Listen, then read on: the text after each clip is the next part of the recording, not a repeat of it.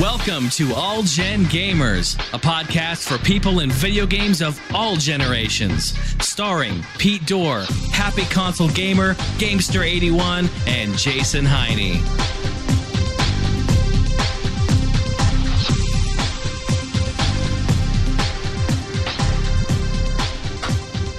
Hello, hello, hello. Hello, everybody. Hello. We are live. This is exciting. It's a beautiful thing. What episode is it? This is episode 37, isn't it? This is episode 37. It's the one after 36 before 38. So, yes. That's kind of confusing. Yeah. Yes. Amazing. Well, welcome, everybody. Yeah, definitely. How's everyone in the chat doing? Yeehaw! So, of course, we're joined by the awesome Pete Dorr. What's up, Pete? What's going on, guys? And sorry for the last minute live thing here. I know I just also tonight I'm like, yeah, let's do it live, and then had to rally the troops together. Rally the troops. Yes. Also joined by Happy Console Gamer. What's up, Johnny? Hey, how's it going, guys? And I just want to say to Pete, happy 50,000 subscribers. Holy moly! Thank you. Wow, Yes. dude, that's crazy. Thank you. That is huge. That's more than how many girls Johnny's actually hooked up with. Is that right? Or has Johnny hooked up Just with more barely. girls? Well, that's the ones with AIDS, anyway. Oh. Just barely. No problem with that. But no, congratulations on that, Pete. We'll talk about that in a bit as well. Thank you. Yes. Yeah, that's awesome. And, of course, John, Gamester81. What's up, John? Hey, what's going on? I said John, not Pete. I said Oh, I'm doing great. How you guys doing? Great. I'm fantastic. Thank you. And I am Jason Heine, the EMU Review. So welcome, episode 37 live.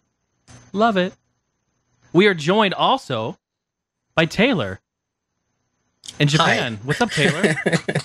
Taylor Trussler. Yes, our special guest tonight. Welcome, Taylor. Hi, sorry about that. Yes. Konnichiwa. Yeah, thanks for having me on. And I got to cut in, and I got to say, Taylor has a really cool YouTube show, but it's taken me, I don't know, like 6 months to figure out how to pronounce it, and I think I've gotten it right. You pronounce it Mura Garu 553. Dun, dun, dun. Yes. You know what's funny is Absolutely. I sat down with him earlier and I'm like, "How do you pronounce your name?" And he tried to tell me. I still can't get it right. I'm just gonna call him Taylor or 553. What does that mean, Taylor? Is it Japanese for something? Yeah, it's Japanese for it's the verb to swarm, like insect swarm. On a, it's just a random word. It's really just a random word that I picked. And so that's what's really cool is that you live in Japan and you do a lot of Japanese gaming. So that's what's awesome tonight. We can talk a lot about that as well. So we'll be picking your brain for sure. And weren't you saying that there's something happening next door to you right now or something you were worried about? Oh, yeah. Well, first off, I want to say thanks for having me.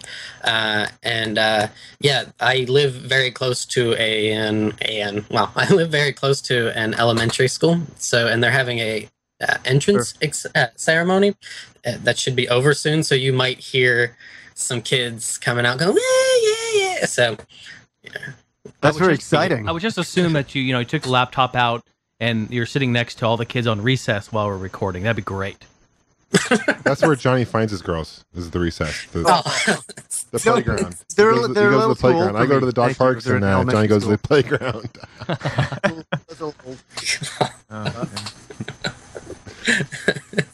But yeah, okay, so I just want to start off by saying some exciting news for PAX. We're all going down to PAX, and I just found out 2 other people are coming down as well. And one of them is Rob Man. So I'm super excited that he's coming as well. He actually just told me the other day that he was going to make the trip, and his wife and child are actually going to stay up here, and he's going to make the trip down with me and my girlfriend, so it should be kind of fun. And the other big guy coming down is Jumble Junkie. Nice. Excellent. That's awesome. It's gonna be such a party. Oh my goodness. Dude. Yeah. If you guys get a chance to come, you definitely make it. Yeah. If anyone's planning on doing something, man, plan on going to that event, PAX in Seattle. One big All Gen Gamers orgy, literally. In real time. In real time. But yeah, if any of you guys are on the fence, I'm telling you, like, it's going to be exciting to get everybody in one place. I don't think that'll ever happen again. Not the same way. There's no way. What about the next PAX? Yeah, we'll be there. I don't know. It'll be tough to get everybody again. Rob's very busy with his family, so it's very hard for him to come down for a weekend. So it's quite amazing he's coming down for that. I know. It's awesome. Awesome video games are coming down. Far From Settle. They'll be Yeah. there. Yeah. Nice. Fraser. Yeah. So Fraser and those guys, cool. Yeah. Yeah. Yeah. We'll invite them to the game deals party again and all that good stuff. So It's gonna be a good time.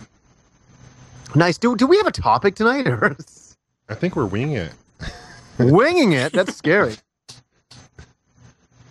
Let's just actually. Do you know what? Because it actually is such a big thing for Pete to hit 50,000 subscribers. I thought we could maybe just talk about that to begin with, just because it's such a huge thing. It's funny, Pete, like when you started on YouTube, did you ever think that you'd hit 50,000 subscribers? Not at all, no. I mean, Yeah. I still remember, I got to find the original comment and who left it for me. They're like, when I hit 100 subscribers and someone's like, oh, you'll be at 10,000 in no time. I'm like, yeah, like I'll live to see that day, you know? So it's I just thought that was so funny. Yeah. I'd love to look back at that. But no, Yeah, to answer your that's, like, question, fast. never thought. Yeah. Now, when did you post your first video, Pete? Well, I've had my account since 2006. That's back when I originally was like, hey, I'm going to do YouTube videos. And then I did 2 really shitty reviews for Geometry Wars Retro Evolved and Tempest 3000 on the Nuon. And it didn't really, I don't know, I just wasn't feeling it. And then 2008, I forget the exact month, but 2008 was when I did my first ever video, which was highlighting 4 RPGs on the Wii that people should check out. And I don't know, it sounds like someone's checking right now or something, but yeah, so it's been almost 3 years now, if not 3 years since I did my first video. That's crazy. And when you think about it, actually, that's really not that long. 3 years. You know, I mean, YouTube came on the scene in 2005. So, you know, even YouTube isn't all that old when you think about it. Yeah, that is So, true. so Pete, what kind of advice would you give to those, reviewers looking to grow their channel? What kind of advice would you give to those people? Oh my being God. successful It's that you so are. hard now. I know we've discussed this in the past, but there's just so many channels now that honestly, you just got to make friends, reach out to people, try and make your videos as entertaining and original as you can. It's very hard to do these days, but as long as you are passionate about what you do, my number one tip, don't make videos unless you want to make videos. Don't force yourself. Don't make a channel because you want partnership. Believe me. I mean, they're a little more lenient on giving out partnership lately, but yeah, don't make that your number one goal. Totally. Do have fun, not to make money, right? Exactly. Yeah, you should want to make videos. Sorry, Pete, if you want to go there. I was just gonna say, I mean, people have mentioned this to me before, but why would you not want to get paid for something that you love to do? So I mean, it's just a bonus. Don't set that as your main goal when you start a YouTube channel. Do it for fun first. I think you have to have something. You have to have something there. You know what I mean? You have to have, the content there because everyone's doing it now. You know what I mean? So you have to have something unique.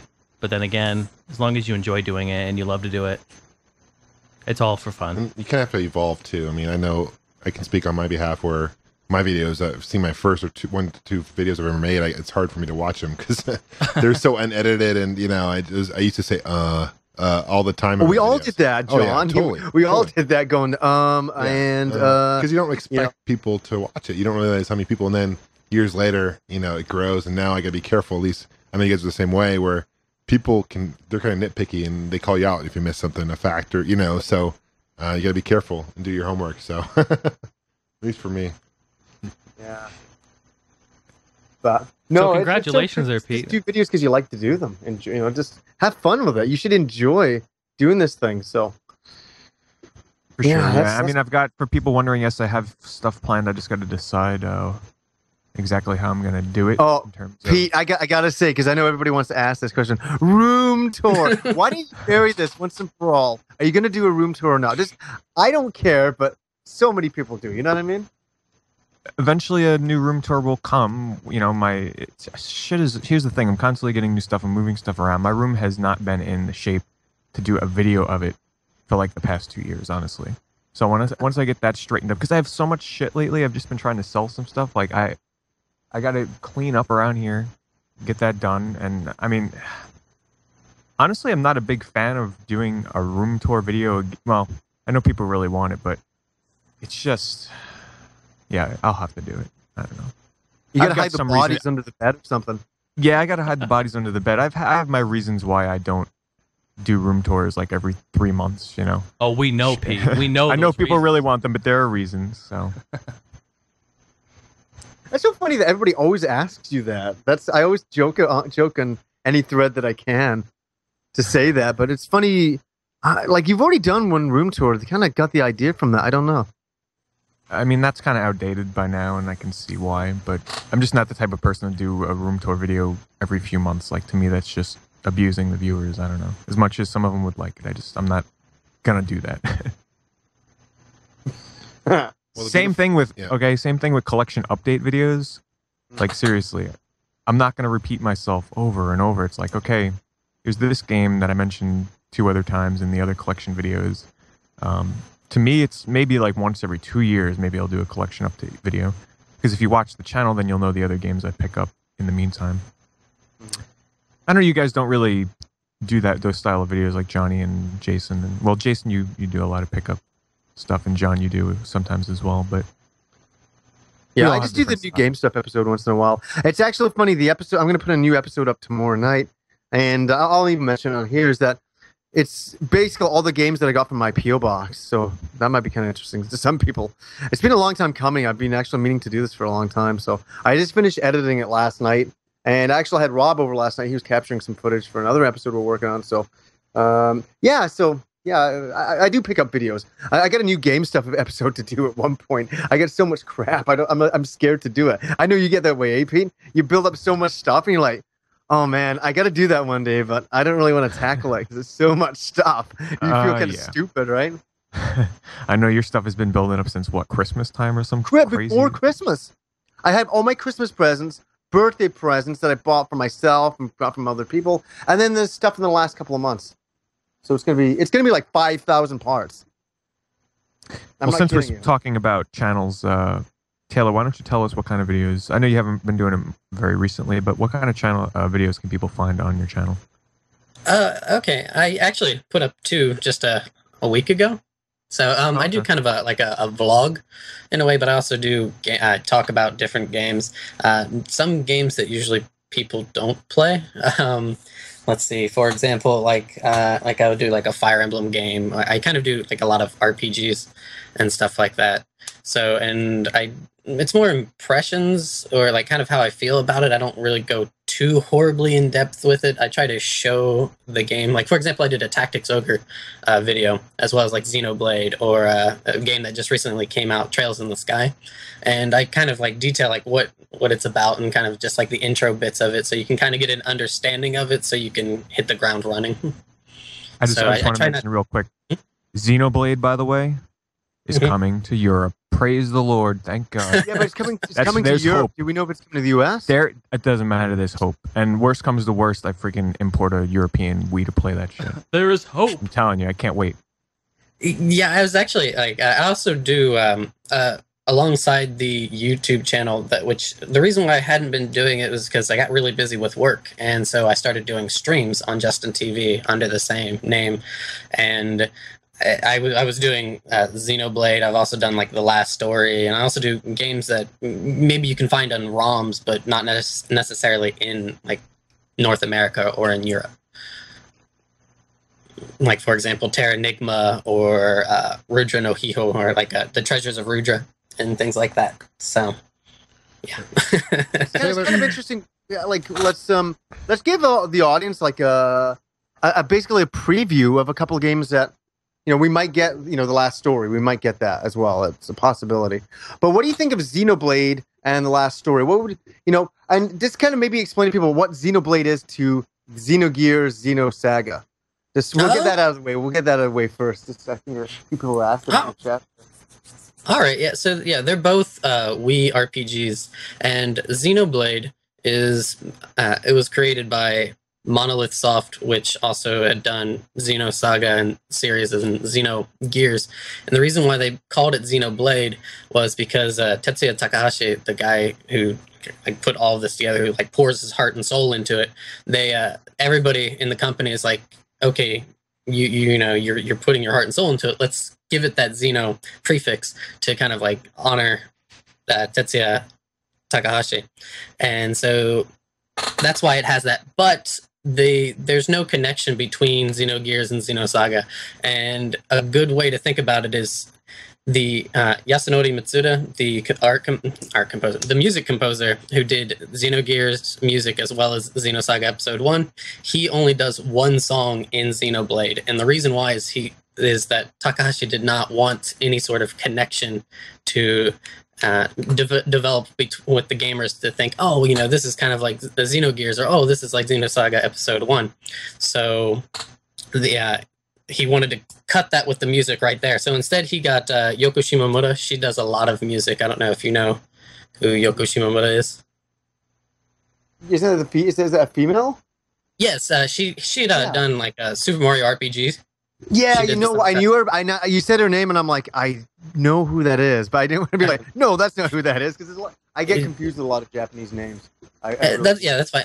And she also she's really well known for I believe she did Kingdom Hearts. She does Kingdom Hearts music, and so she does music for it, as well as Ace Plus, which is a combination of 3 people, and then some other chick that's not really well known. It's Manami Kiyota, and these 5 plus the song that Yasunori Mitsuda does, they make the soundtrack, and it's I believe, Johnny, you have the soundtrack, right? Yeah, Xenoblade is awesome. The music so far, but you played the game. What do you think of the actual game itself? It kind of plays a little bit like an MMO. It's similar to FF12, except for with the skills you actually have to manually do them, and there's a cooldown.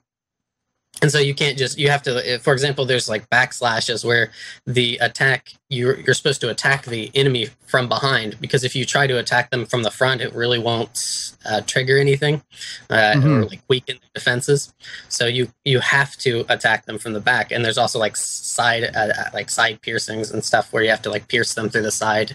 And it's a way to like lower the defenses, because some of the enemies are like their like robots, that it's the other side of the war, and there are these kind of robotic beings, and there's only one weapon that can actually harm them, and that is Monado, which is the blade that you can actually see on the cover. It's like the red blade, and yeah, I'll just leave it right there with the story bit. But okay, did you play it on a high def TV? Yes, I did. And it looked good? Like, I'm just saying it because everybody's saying that it's like one of the best looking Wii games. I just want to know from your experience if you think that. It looks really good. I would say the environments, the characters are really they're kind of not so good, I would say, like compared to what you can find on other systems and stuff. And as opposed to the last story, I don't think they're as well done, but I think the environments are really well done. It's just very gorgeous environments. The game is really large, and the thing is you can get really lost into doing a lot of the like side things of like, oh, you can pick up this item, or get this item for me, or send this sandwich to my daughter because she's hungry. You can do those like silly kind of side quests, or you can just kind of truck on through the main story. And the thing is that these areas are so massive, so expansive, that you actually have a pointer telling you which way to go, which is really nice. So you can just kind of truck through. Yeah. And you also have, if you go to your menu screen, which is nice, is that you can actually have the sub menu up and still running around, and you can select your menu and see like exactly what you're doing or what do you need to do next, and also be told what missions you have, and you can access everything there, as well as teleport to different areas in the map. How long did it take you to get through? Because it sounds huge. It took me a very long time. It took me like 80 hours. Oh, wow. So people will get their money's worth out of it, when it comes out over here. Yeah, the final boss was really difficult. Like I was really high leveled, and he was still. It was still very hard, but it was a lot of fun. Like you get 3 characters and you control one, but you can tell the others to like back off or like concentrate on more like one enemy, or like healing and boosts and stuff like that. So Yeah, and like what's really nice is the smooth transition is like you go from the like the field straight into a fight. There's really like no lag, and there's like no not very much lag or like loading times or anything like that throughout the whole game. It's insane. That's awesome. Who's bringing it out over here, Pete? Do you know?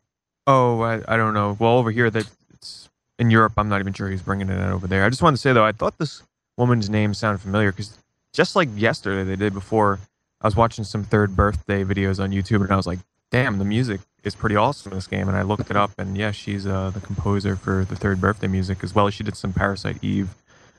She did Parasite Eve music. Yeah, Parasite Eve 1. Yeah. For Sorry, sure, the looks like music's a guy definitely on the insane. Wikipedia page, though. Christ, you can fool me. Is that your type, Pete? No. I don't know. So, what do you think of Last Blade? Oh, the last story? Last story, sorry. I really liked it. At first, I was kind of on the fence about it, but it wasn't until about the last 6 or 8 hours of the game. The game is a lot shorter. It probably takes about 20, anywhere from like 25 to 30 hours.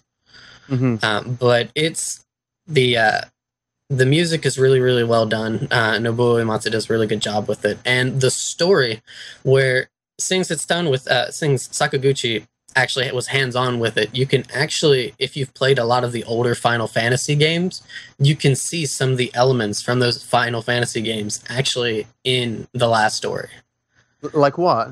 Let's see if I can for example, I'm trying to think of something that wouldn't be too much of a spoiler. Like things to do with in a way, an easy one is like kind of almost like crystals in a way. There's something that's about it. There's a meteor kind of thing. There we go. A meteor. A meteor is a big one. Meteor, like they have in, like 5 and 7. There's meteors. Right. So let's see what's in, and just like the bonds between the characters. That it's where Xenoblade's story is okay. I don't think it's the best story. It's still enjoyable, but I don't think it's as good as the last stories, at least personally. But the characters in the last story are really, really, really good, I thought. I love it. Final Fantasy, the last story. It's pretty hilarious, actually, when you look at the titles that way. But I don't know. Like, it's so... I really hope that comes out over here. I don't see why it wouldn't. Yeah, the only thing... there was an interview that was done with Tetsuya Takahashi and Sakaguchi, where they were talking to... Oh, what's his name? It's with the guy from Nintendo. I think it's like Iwata or something. I don't remember. But they had a double interview.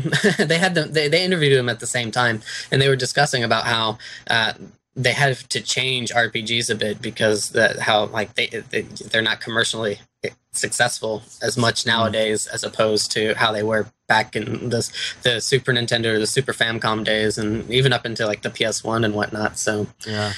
So they're kind of leery about releasing it. So that's really, hopefully, that's one I'd really like to play. And I want to thank you for sending me the guidebook, kind of. I'd say more called a preview book of it. It's a little preview book that they have out on at every game store that you can go to. You can pick up these little pamphlets or little booklets and stuff. So I have I have one of Xenoblade. Unfortunately, I only picked up one because I was kind of dumb and didn't just hoard them all. So there's that one, and then Donkey Kong Country Returns, and just a lot of different ones that for the games that come out they have. So it's really nice. Did it do well in Japan, like the last story? The last story sold 100-something thousand after the first week. It sold more than Xenoblade. So if that says anything. That's decent. That's not a huge blockbuster for Japan. John. It's decent. Okay. So it's pretty bad for the father of Final Fantasy. Only sells 100,000 and not like 1 million. Think about how many Wii users there are, and that many people bought it. It sucks. It's kind of like Lost Odyssey, right? So Lost Odyssey all over again. Vidium from chat, Johnny, wants to know, Well, now I know what it is. But what is your most hated RPG? If you want to call it an RPG, I think I've said this 1,000 times. I'm getting stupid saying this, but definitely Double Dungeons.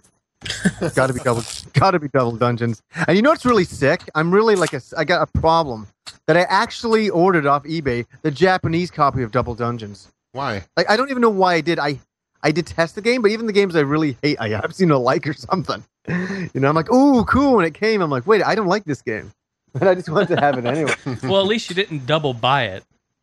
Yeah, we were talking about that last time. Mm-hmm. Yeah, that's funny. I double bought movies. I've never double bought games. I know Pete has. By mistake and on purpose. So Taylor, okay. I can't believe I double bought a 3DS game. Taylor, I have a question for you. How long have you been in Japan? Total or this time? Because I've been to Japan 3 separate times. Okay, I guess total. Total, about, let's see, we're getting closer to 3 years. Wow. So how is the gaming life in Japan different than what you would find in North America or perhaps Europe or wherever else in the world? Where I live, if I remember correctly, Luke lives kind of in the Tokyo area, right? I kind of live maybe about an hour and a half by the bullet train away from there. So I'm kind of more in the countryside. And people who play games, if they're adults, they keep it secret. It's kind of like a secret thing. Is it kind of in the closet? Kind Why? Of yeah, why is it? Well, because there's a bit of a stigma with the whole otaku kind of culture. There's a bit of a stigma. It's like, oh, you like games, so you're a creepy mouth breather kind of person. Mouth breather? So, is that still around? That judging of otaku in Japan, really? Yes. And so, like, for example, I work at a bunch of different public schools. So, like, I go to one public school each day. So I go to a different one each day. Or maybe I go to the same, whatever. But some of the teachers, like, they had, let's see, they had a ringtone. And it was for Suikoden 2. It was a ringtone from Suikoden 2. And I was like, oh, that's from Suikoden 2. And they're like, shh. And they kind of, like, pulled me off to the side. And they're like, you like games? I was like, yeah. And they're like, well, keep it quiet. I'm like, okay. so for some reason, with adults, they want to kind of keep it quiet. And it's just, I don't know. But if you do tell them you like games, they think that you know nothing else but games. Wow. So yeah, it's at least they don't judge you out there, which is a good thing, right? I guess it's kind of. Oh no! Yeah, they're not like, oh, it's the white devil coming to our school to steal our women. So it's kind of like porn in the North America. Like, shh, don't bring it up. Put it away. Yeah, you fucking mouth breather. You mouth breather. I like that one. I'm gonna remember that one all night. That's Thanks, hilarious. Taylor. That's interesting though, because I always think of Japan being a huge gaming country. You know, and that's where Nintendo and Sony obviously are. And the thing is with children love playing games. Okay, I see. So, like, you have, like, kids always will play, like, they want at school, of course, but they have, like, DSs all the time and PSPs and stuff. But, like, the adults, it's a entirely different world. So it's a complete disconnect. So it's rather weird. Yeah. What is the gaming console of choice then in Japan for the most part? From what you see, is it the Wii or would it be PS3, the DS? Probably the DS or the DS for children, and it's kind of it thinks it's the more family oriented system, handheld, or the PSP because of the trains and stuff, and so it's portable, it's easy to carry, it's small, and so more so that. And if going console, it would be either the Wii or the PS3. Wait a minute, I have a question here, Taylor. Then, what is all this bullshit about Japan having like these awesome arcades, like that are still vibrant, still around, like, and adults go in there and play, right? Oh, they like go at like late at night. Yeah. So what's the deal? Like, if we're in there, we're idiots or what? I would travel there. That's all I would they do. go like late at night so nobody else sees them. Oh my goodness! Because if you go during the day, people are going to be like, "Oh, why aren't you? Why aren't you working?" Or I'd be loud and proud, man. I'd walk in there with no pants on. I'd be like, "I am here to play games, people." No pants. Like, it's a mouth breather. Oh my god! I'm like, oh. It's mouth. Freighter. He's giving But like, if you're in Tokyo, it's probably Tokyo is really different. It's almost, I would say, lifeless to a degree. I don't know. Have any of you guys been to Tokyo? No, I want to go someday. Someday I will go, but not. I would love to go, but Yeah. nope. Because I used to live, I studied really close to Tokyo, and it doesn't have the same like charisma as like Osaka or when you go further west, and so and nobody pays attention to one another. So you could go to Akiba or Akihabara and indulge in all your gaming and whatever else is there, because there's a lot of other stuff there. So you can indulge yourself there, and nobody would give two flying fucks. But I mean, So yeah. So 360 isn't very big in Japan. Doesn't sound like. No, 360 is kind of, well, it's got some people, but I think that the people that buy the 360 or the 360 games are the people in the naval bases that are wanting to play like Black Ops and things like that. Yeah. Mm-hmm. So have you So noticed strange. a lot of people walking around with the 3DS yet, or is it they kind of just keep it in their pocket during the day? I haven't seen too many, but like I said, I'm more in the countryside. When I've gone to the bigger city, it's like the third biggest city in Japan, I really didn't see that many, but I haven't been like actively hunting out people with 3DSs because they're probably like kids, for knowing my luck. And that'd be kind of creepy going, "Hey kids, what you playing?" You sound like the guy from Family Guy. We say that, the old guy. So is it easy to pick up women over in Japan? Like being a gaijin, is that an easy thing to do over there? Yes and no. Sings the You greenback need to drug has them over there, right? right. You know how this works, yeah. First drug them and come back, yeah. So, but yes and no. It like things. The dollar has gotten a lot weaker, and America's kind of been a little crazy in Japan's eyes. Well, it's like this is before the earthquake, so so people were kind of it's an American, okay, whoop-de-da. But things like Americans have been helping with the what had happened at Fukushima and stuff. They've been like, oh, thanks America. So probably right now, I don't know. I could swim in a sea of pussy for all I know. But so if I came over there, I went to the arcades. Yeah. I could maybe get a little poontang. I don't know about if you go to the arcades unless, show me your unless you're like joystick. looking to score something young. Well, show me he your would joystick, be, Jason. obviously. You say, here's my joystick. I would be. Yeah, you're right. Well, okay. Here's the thing. Here's a question for you, Taylor. I'm interested. Imagine this: you meet some girl. She actually accepts you. She doesn't think you're some American bastard or something, like, as you're saying that they were like looking at that before that way. What if you said, okay, everything's going well with this woman. You say, I like video games. Does she all of a sudden hate you? It probably depends on the person. My ex, she didn't mind so much, but she wasn't really into games. So like, she didn't really care for it, but she was just kind of like, whatever. But like, some might. It's one of those, it depends on the person. So if anything, just being upfront with them, be like, yeah, I like games, kind of thing. So it's not like some horrid, dark, deep secret that you like spring out on them like months, like because I'd have to like hide what I have. So if like they come over or something and I'm like hiding this kind of stuff, and then all of a sudden 3 months down the road it's like, I like games, and then show them like all these shelves of games and stuff, then people are gonna be all like, the hentai games up there, right? oh yes, yeah, because yeah, that's what I don't show on the camera. Taylor, I have a Yeah, question. if you have hentai games, then there'll be issues probably. Why? Because she'd want to play too, and they're only one-player games. No, because she'd probably think you're a little creepy, because that's definitely like. I find it creepy when people don't play hentai games. How about that? Oh no, she had to say to When we that. play games, we're already on a roll here, so what the hell? Throw it all in the garbage. Fuck it.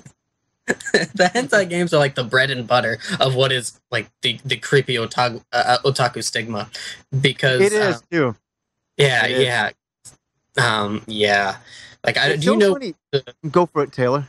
I was gonna say, do you know the why they call people otaku? Mm-mm. Because they're fanatical fans, isn't it? Well, yeah, but the thing is, otaku, the word means like one's house, like my house. So it's like, it's like that. But it happened in, I want to say, the late 80s. There was this like murderer who kept on murdering these kids and like taking pictures and like dismembering them and burying them all over the place. And eventually he was caught.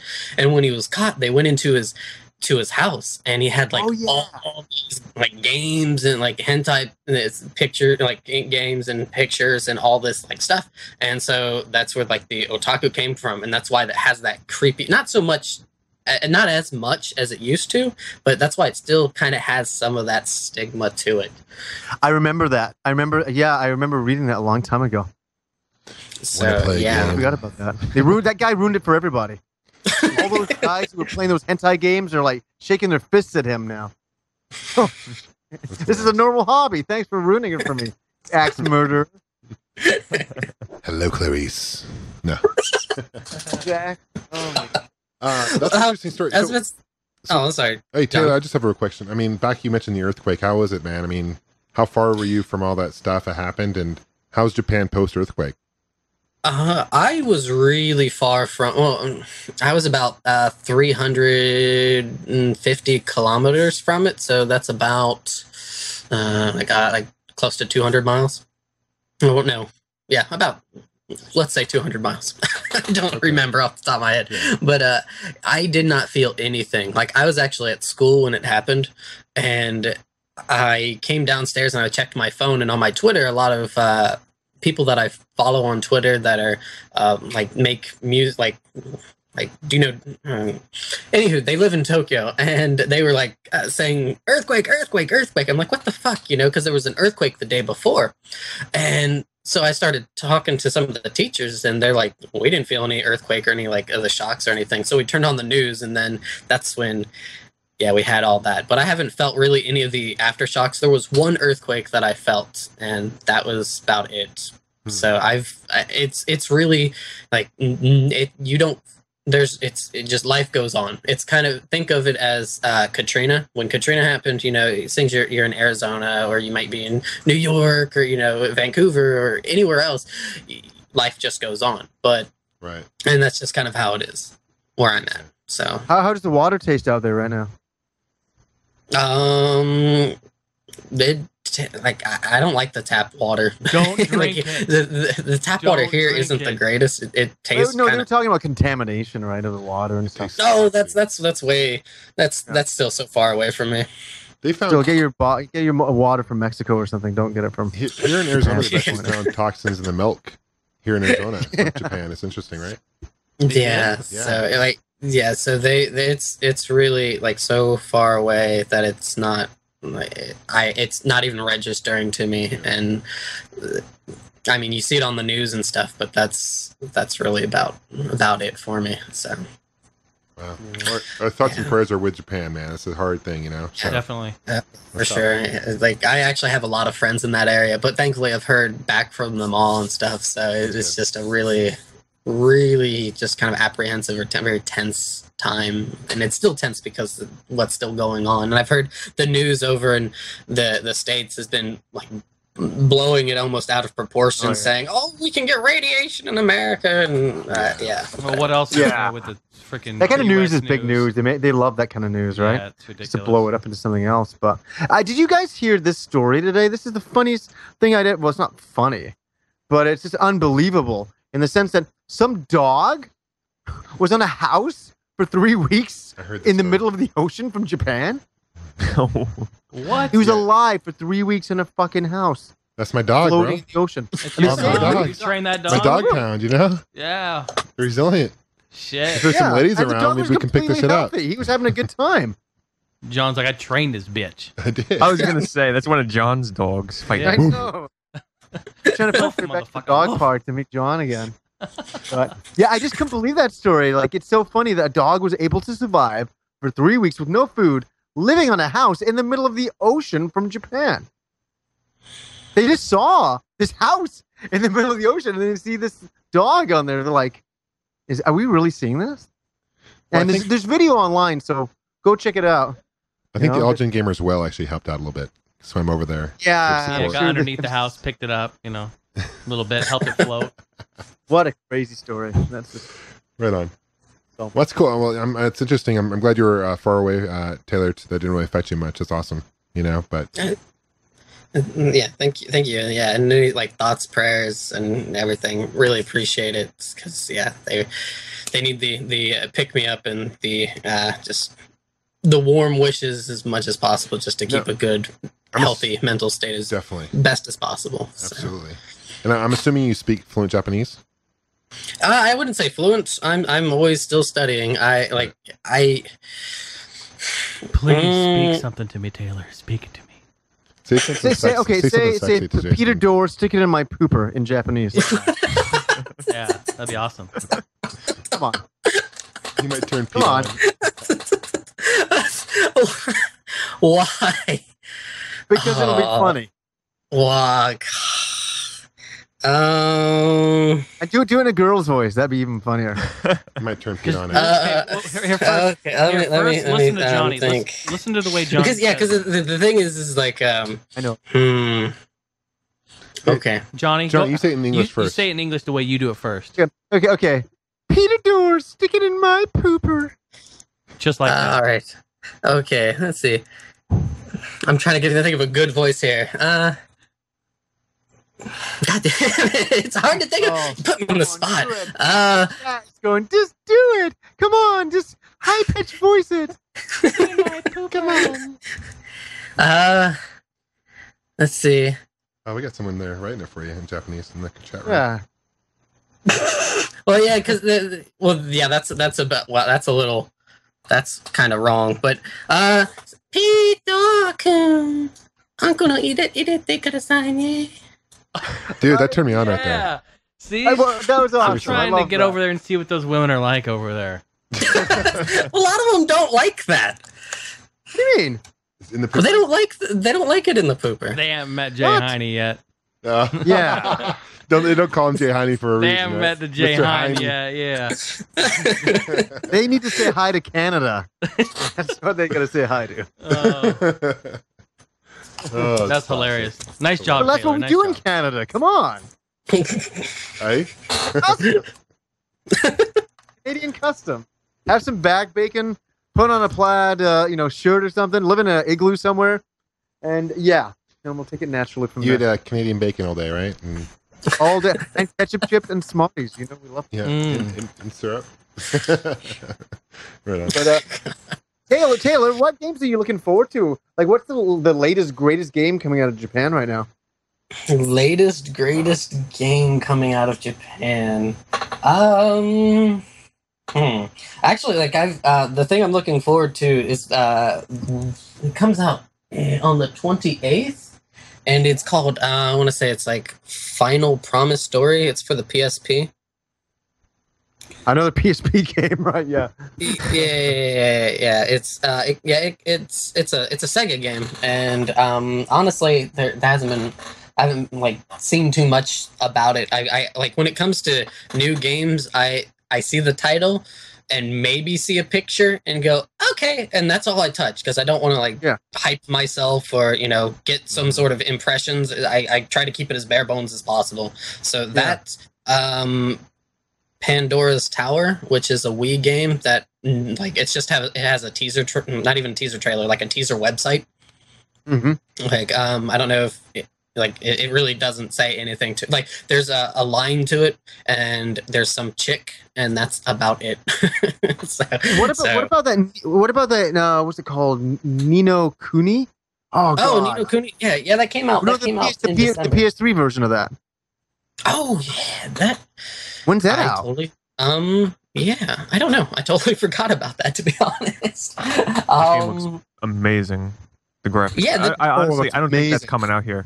I really don't think it is. Why wouldn't they bring it out here? I'm having second doubts about the DS one as well because I was talking to Taylor about this before. The book for that game, they'd have to literally translate an entire book. Yeah. So Taylor, was it confusing when you the first? book is really nice. Oh, I know. It's like 100. It's over 100 pages. I think it's like 300 pages, and has different illustrations all through it, and history, and these different kind of like mythos and mythology and items and everything, and also all the like a lot of the spells and stuff that you get in the game. Yeah. So, God damn it! I know. I wish that came out here. Taylor, it was kind of frustrating. I mean, you're big into RPGs, right? But was it frustrating with a language barrier when you didn't speak any Japanese or read it to play RPGs in Japan? I mean, how would you follow the story? Is it kind of tricky? yeah, I didn't start actually studying until I got into college or university. So like I didn't really touch anything until like after I had studied a year, but even then it wasn't enough. And so I tried playing old like Famicom games or like regular Nintendo games. And have you ever heard of Metal Max? I've heard of Mad Max. I've heard of Mag Max, yeah.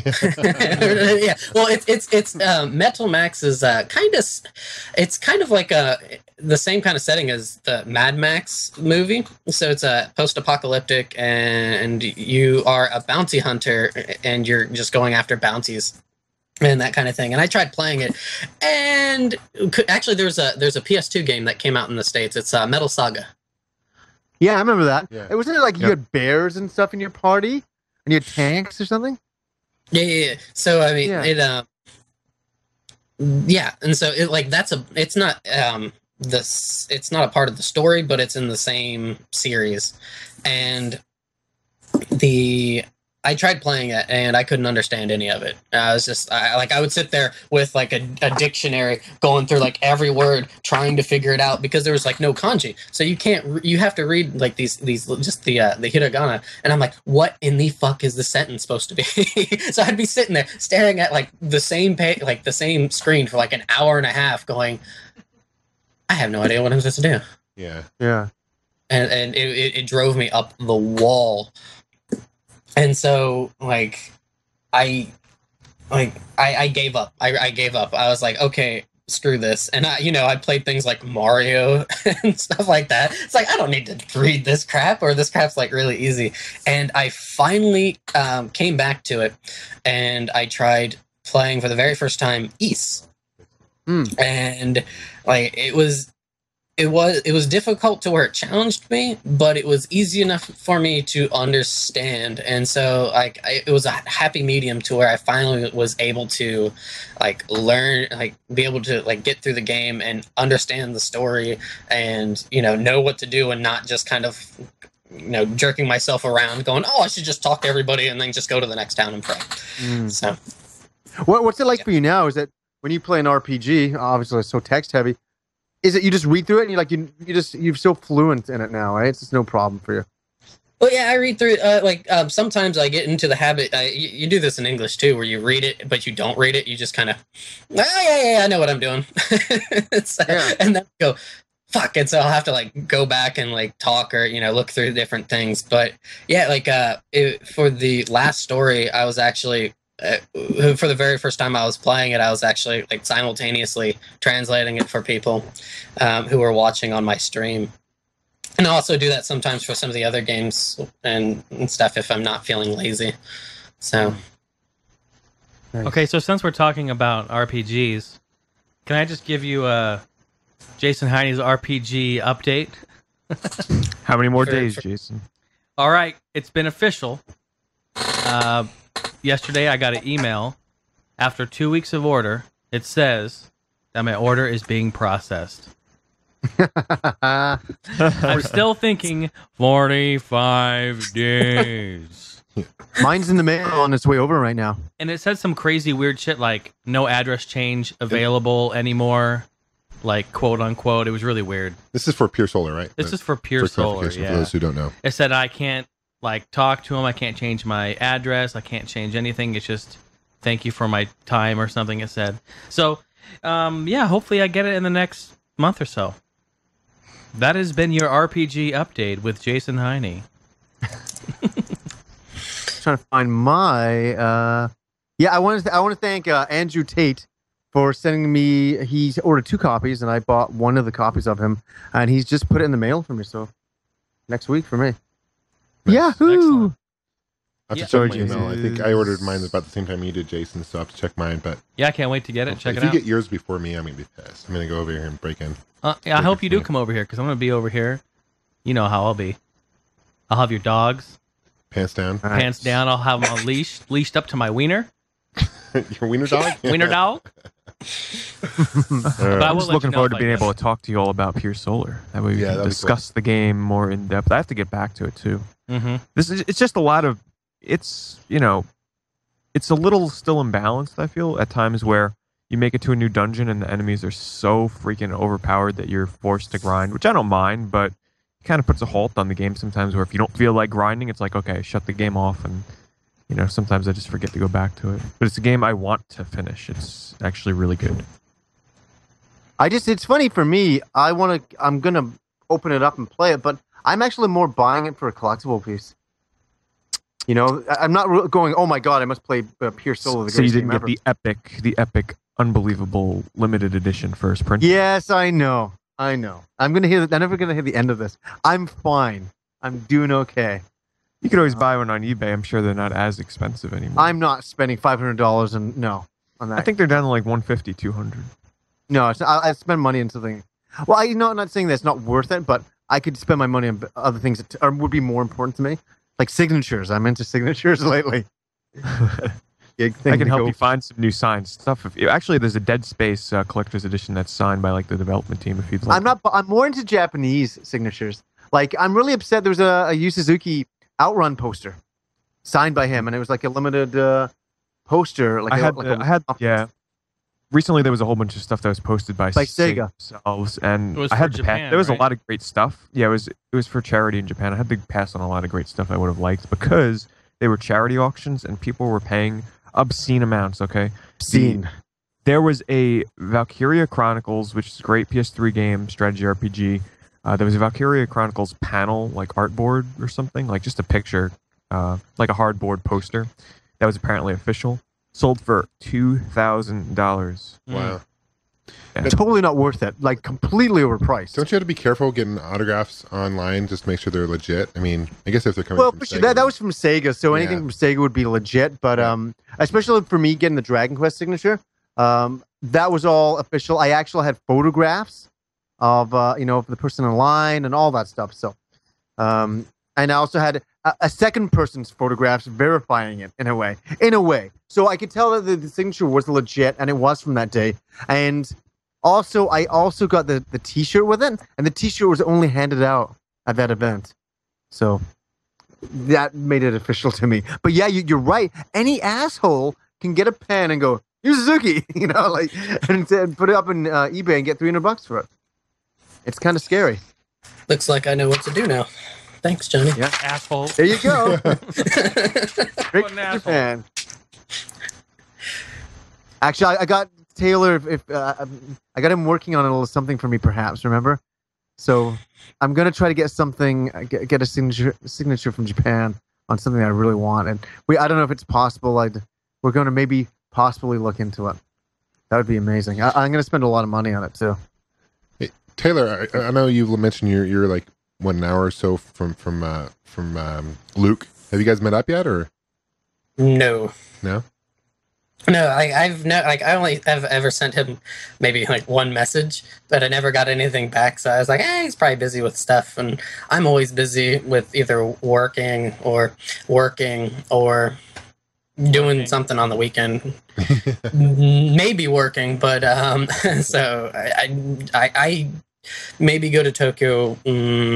As long as I've been here this time working, which is about a year and a half, I've probably only been to Tokyo 3 or 4 times. Okay. Well, sweet deal. It's just chance. No, awkward silence. Awkward silence. Cricket. Oh, it's so awkward. I can't handle it. So what do we want to do, guys? Do we want to get into some fun stuff or what? Let's get into some fun stuff. I mean, we have some segments we could hit. Do you guys want to do some of that or what? Let's do some questions. Just throwing it out there. Let's do some Live questions. Whales quick draw. Yeah, Live Whales should quick we draw. do that? You want to do that? Should I cue up the sound? Chat right now. Let's get the live listeners here involved a bit. All right, guys. Who wants to explain how it works for those that have never participated before? Basically, you guys just ask us a question in the chat. Not yet. Don't start flooding that chat yet. Ask it only once. If you start... Well, it's on slow mode anyway, so you can only post 3 times per minute. But ask us questions, and if we pick your question, we will each have 1 minute to answer it. If we reach the 1 minute mark without finishing our answer, the whale will sound. Jason, what does the sound? Yep, there you go. All right, so this is Whale's Quick Draw. All Gen Gamers episode 37 special edition. Here we go. Ladies and gentlemen, it is now time for the Whale's Quick Draw.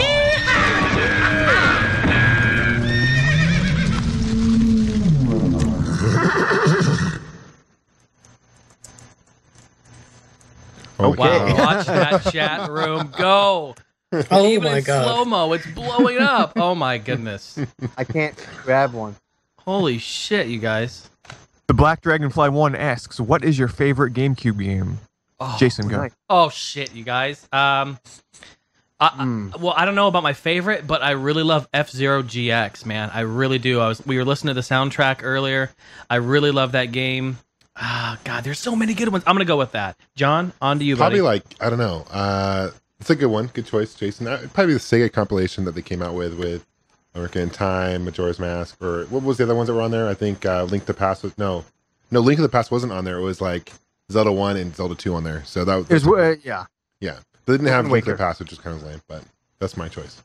John's like, screw all those generation games on the game. Well, in fact, old school. Screw it now. I don't know. That's probably the first one that came to my mind. I also like Mario Kart for the system as well. Taylor. Probably for Nintendo GameCube would be Fire Emblem Path of Radiance. Yeah, it's a little easy for. Yeah. I really liked it. It's a really easy Fire Emblem game, but it has a lot of really great music, and I like Ike. So yeah. I finished that game as well. It was awesome. I was really pleasantly surprised by that. Yeah, I'd highly suggest it if you've never played a Fire Emblem game to try that one, because that one's pretty easy, or one of them on the Game Boy Advanced. But yeah, so that's that. On to Johnny. Oh, geez, so many good ones. Obviously, I could easily say Phantasy Star Online. That was a great one. But I'll actually go with, I really like Zelda.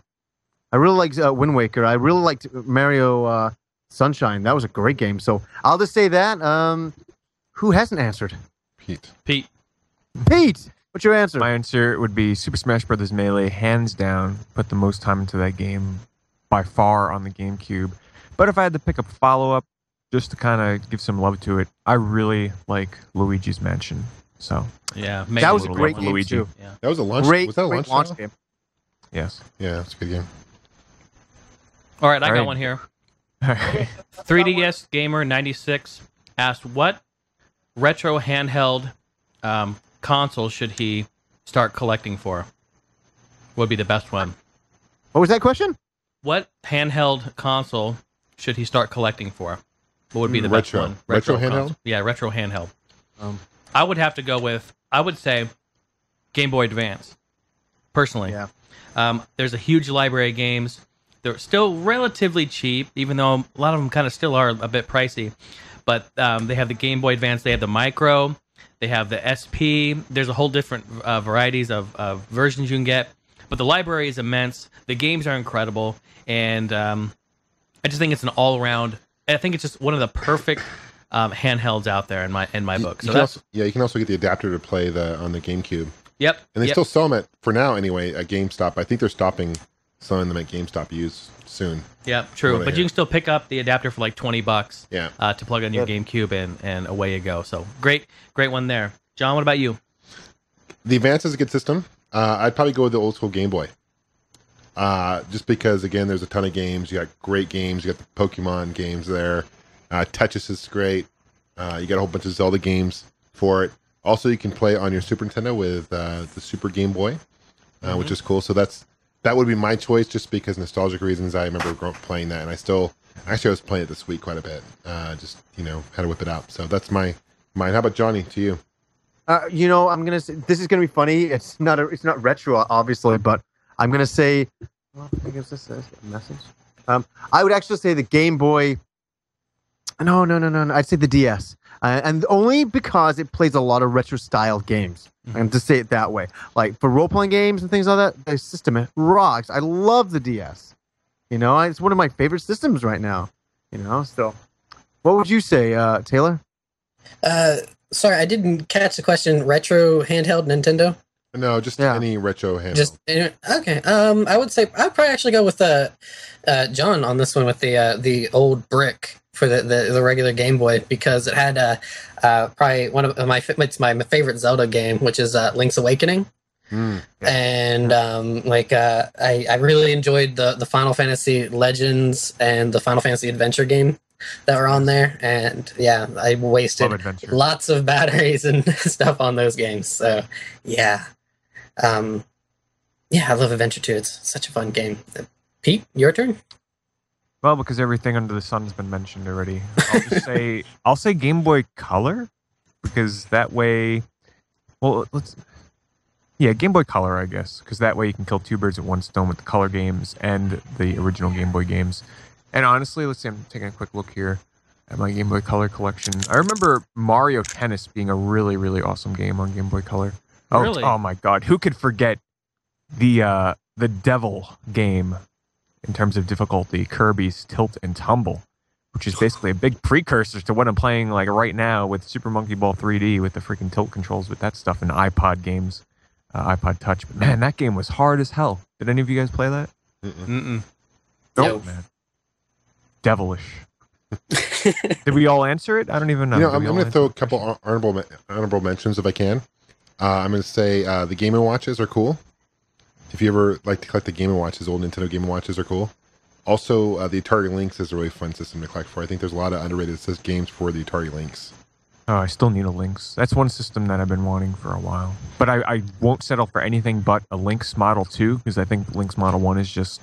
I'd never... It's huge. You can kill someone with it. It's too Literally, big. it's huge. But I want to get... If I buy it, I'm like this with consoles. If I buy a new system, I need to get a lot of games with it at the same time to save some money. Using the Lynx as a weapon.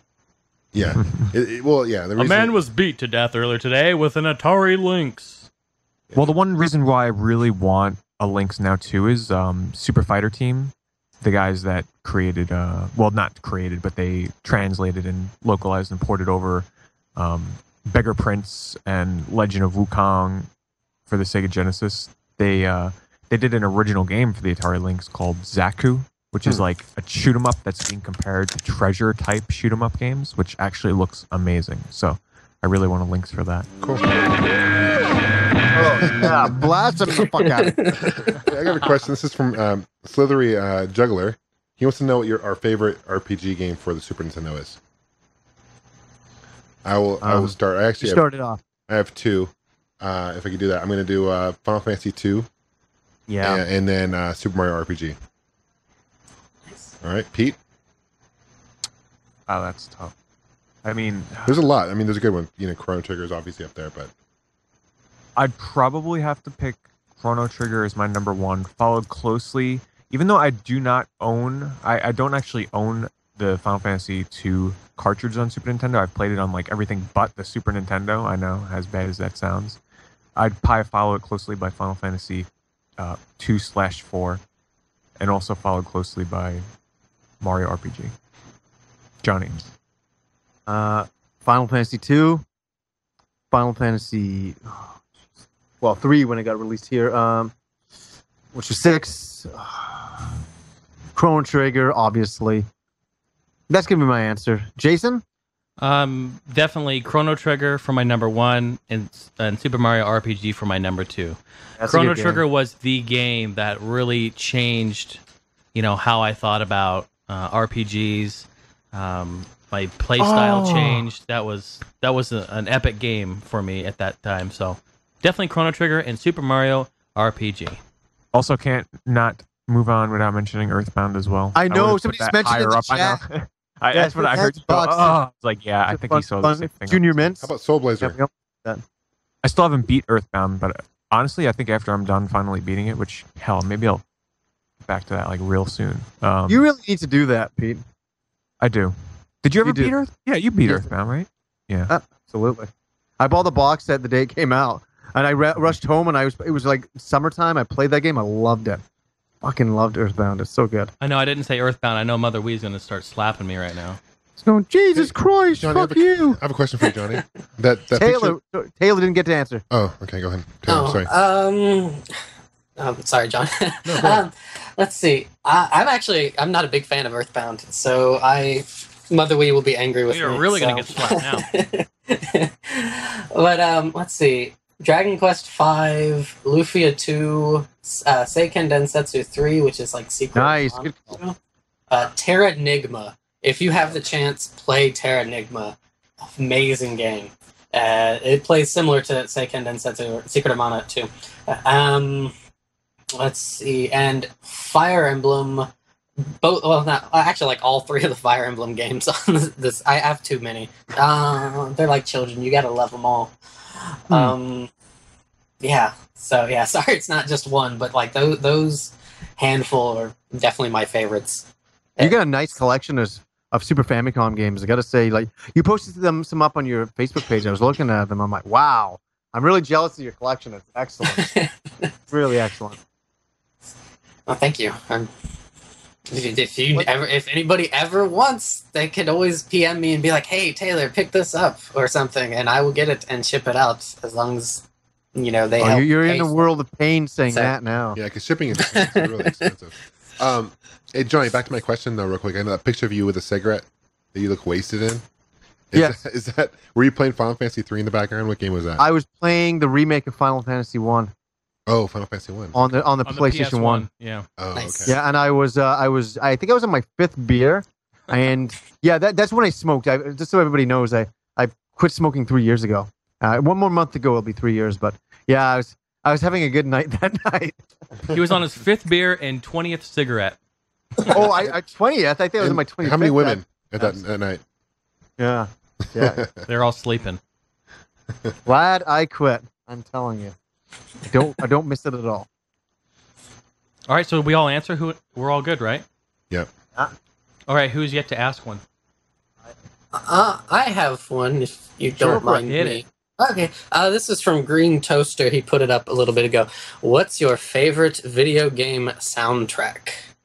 So yeah, this can be like, I guess, over anything. So I would probably have to go with Chrono Cross. That's Chrono a good Cross is probably, call. yeah, it's really Celtic, I guess. I love video game music.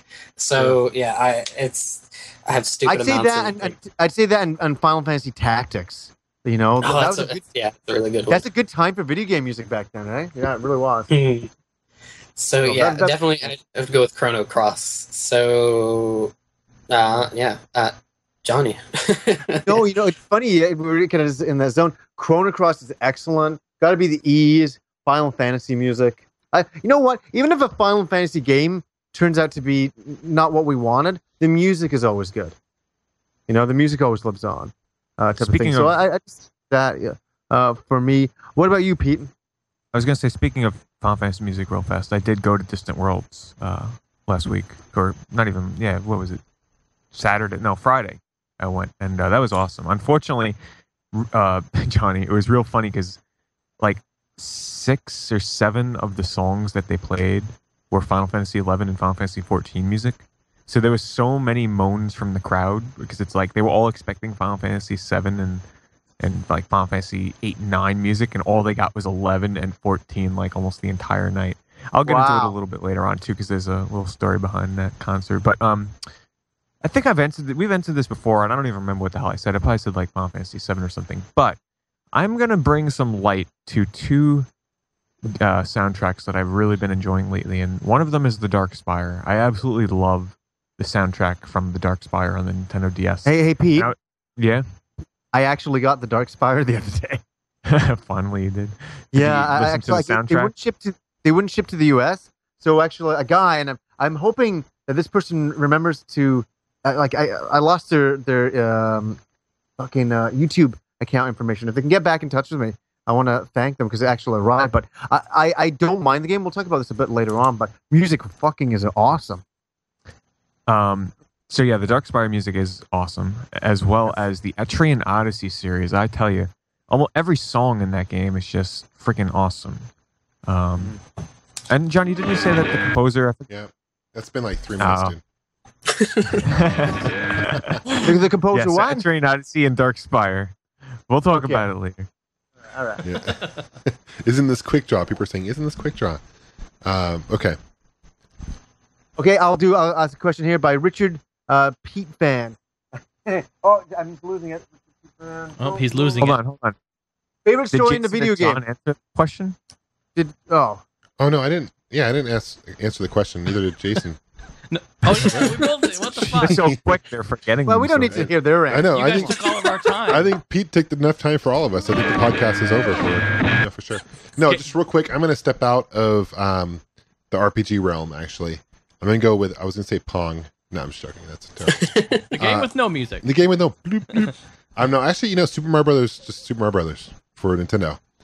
Mainly just for, again, nostalgic reasons. I love the soundtrack on that. Just it's so recognizable, especially when you get into like the, underground. I've never heard that song. You never heard that song until you live in a box. Never heard it.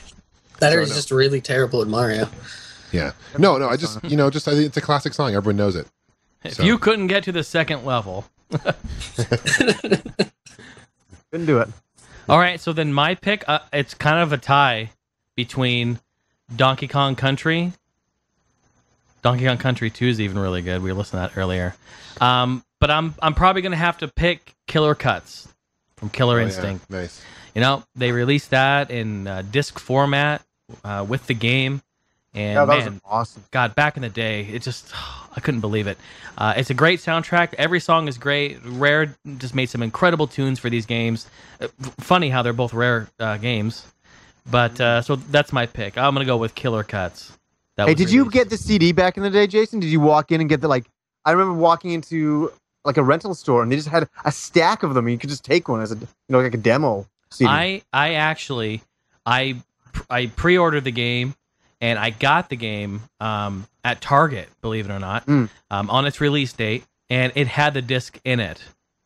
So I got the actual case with the disc, and I actually have one that's even factory sealed right now still, Super Nintendo game, and it has the disc inside. Of course I do, right? Yeah. So, yeah, it's great. Also, another soundtrack, I'm surprised Pete didn't mention it, is Sonic CD. It's a good one. Yeah, that is a really good soundtrack. And it's interesting because the Japanese and the American ones are like they would play two completely different soundtracks. Right. Yeah. Okay, next question. Okay, this comes from Richard Pete Fan. He's a big fan of Pete. And he says, what favorite story in a video game?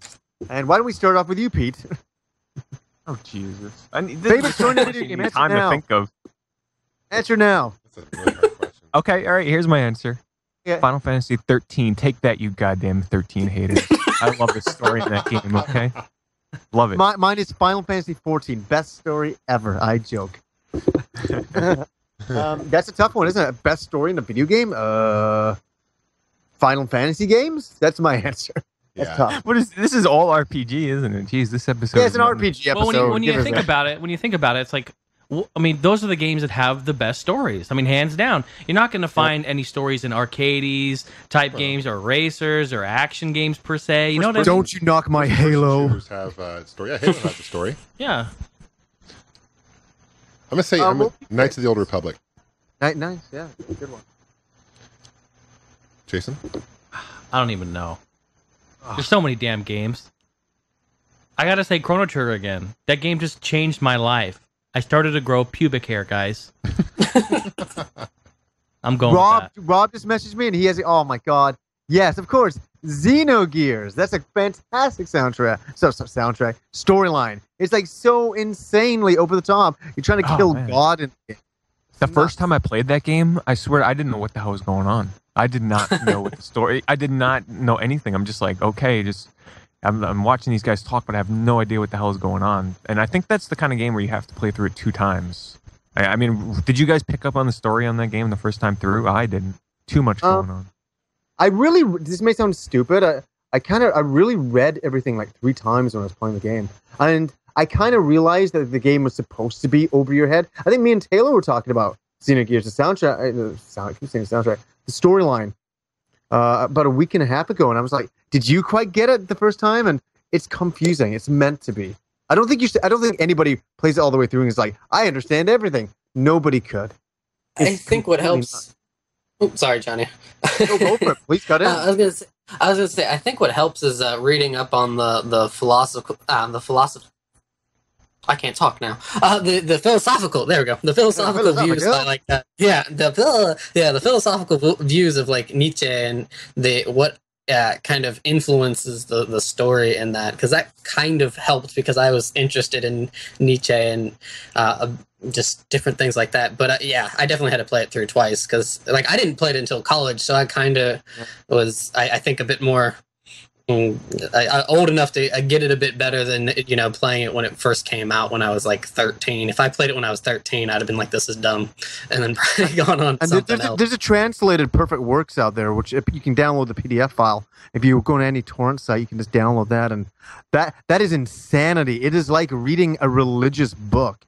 It is so heavy in text and history of Xeno gears, and that game rattles my brain when I try to think about it. Like people say, oh, you should review the game. I'm like, oh my, I need to sit down for about a week and read up some more on it. It's so tough. I'm drinking very heavily. Yeah, I drink a lot of coffee for that one. I need for that. For sure. Here's a very interesting question that Boosie posted. What's your favorite unreleased game? How are you supposed to know if you never played it? Exactly. Thrill Kill. I've got the perfect answer for that, Boosie. Here we go, people. Half-Life 2 Episode 3. Fuck yeah, bitches. How about Battlefield 3? Why you gotta start bringing that up? Duke Nukem. Oh, You're making it really hard for me here. That game was on the Xbox. It was something online. It was the online game. It was going to be a Japanese online game. Oh yes. Oh my god. True Fantasy Online. It was called, wasn't it? Oh man, yeah. I was anticipating that game. Like so was I. No, I was so excited. Yeah. Oh, does anybody remember BC? That was supposed to come out on Xbox. I think it was exclusive to Xbox. It was you were like a caveman and you were running around. It was like an open world game with dinosaurs and shit. No. I could not wait for that, and then they canceled it. And my other most anticipated one is Sonic Extreme for the Sega Saturn. And actually, it was called True Fantasy Live Online. Yeah, I forgot about that game. They just canceled that. Remember, Microsoft was pissed off about that.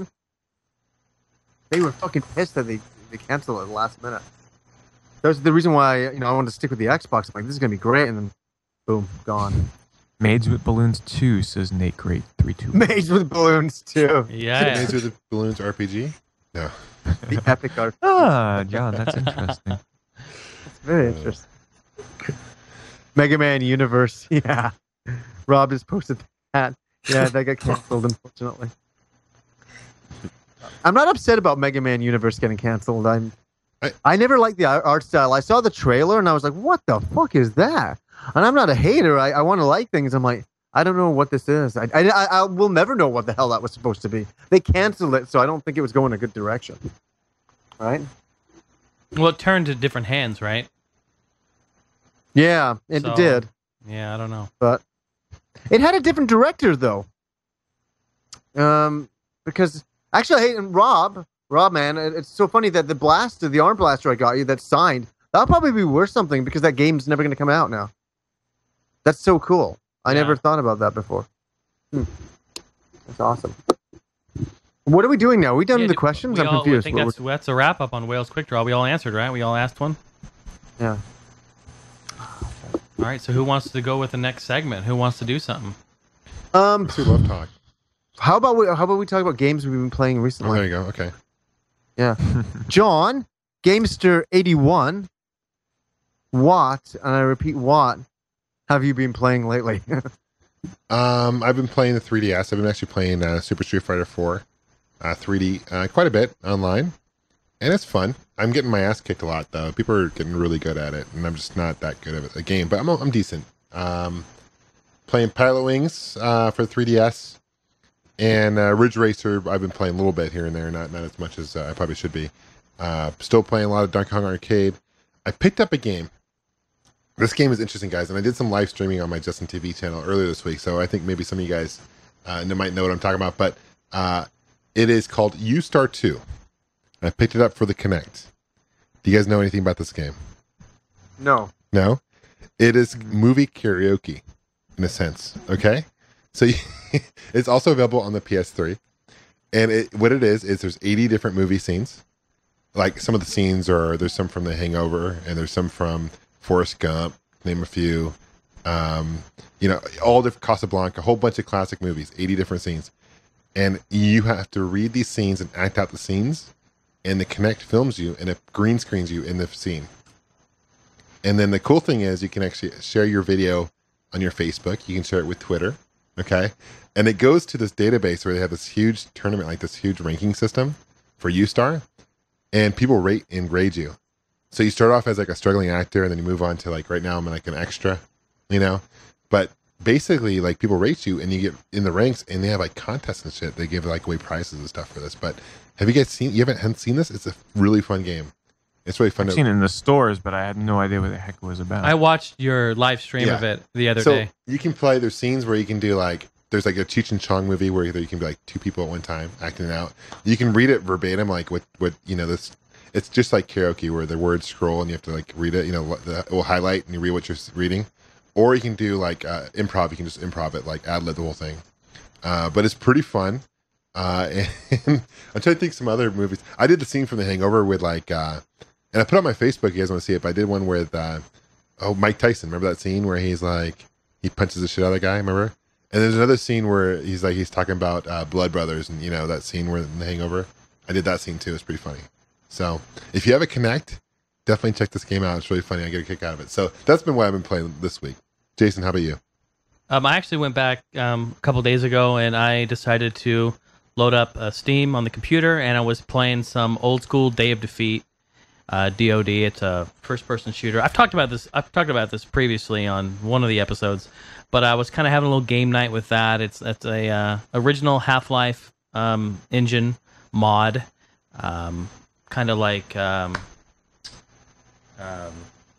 don't remember the name of it. Oh, Counter-Strike. How can I forget? It's similar to Counter-Strike, but it's set in like World War I, World War II kind of esque. So it's a good shooter. It's fun. It's old school. I played the snot out of it in the early 2000s, so I like that. And then what else have I been playing?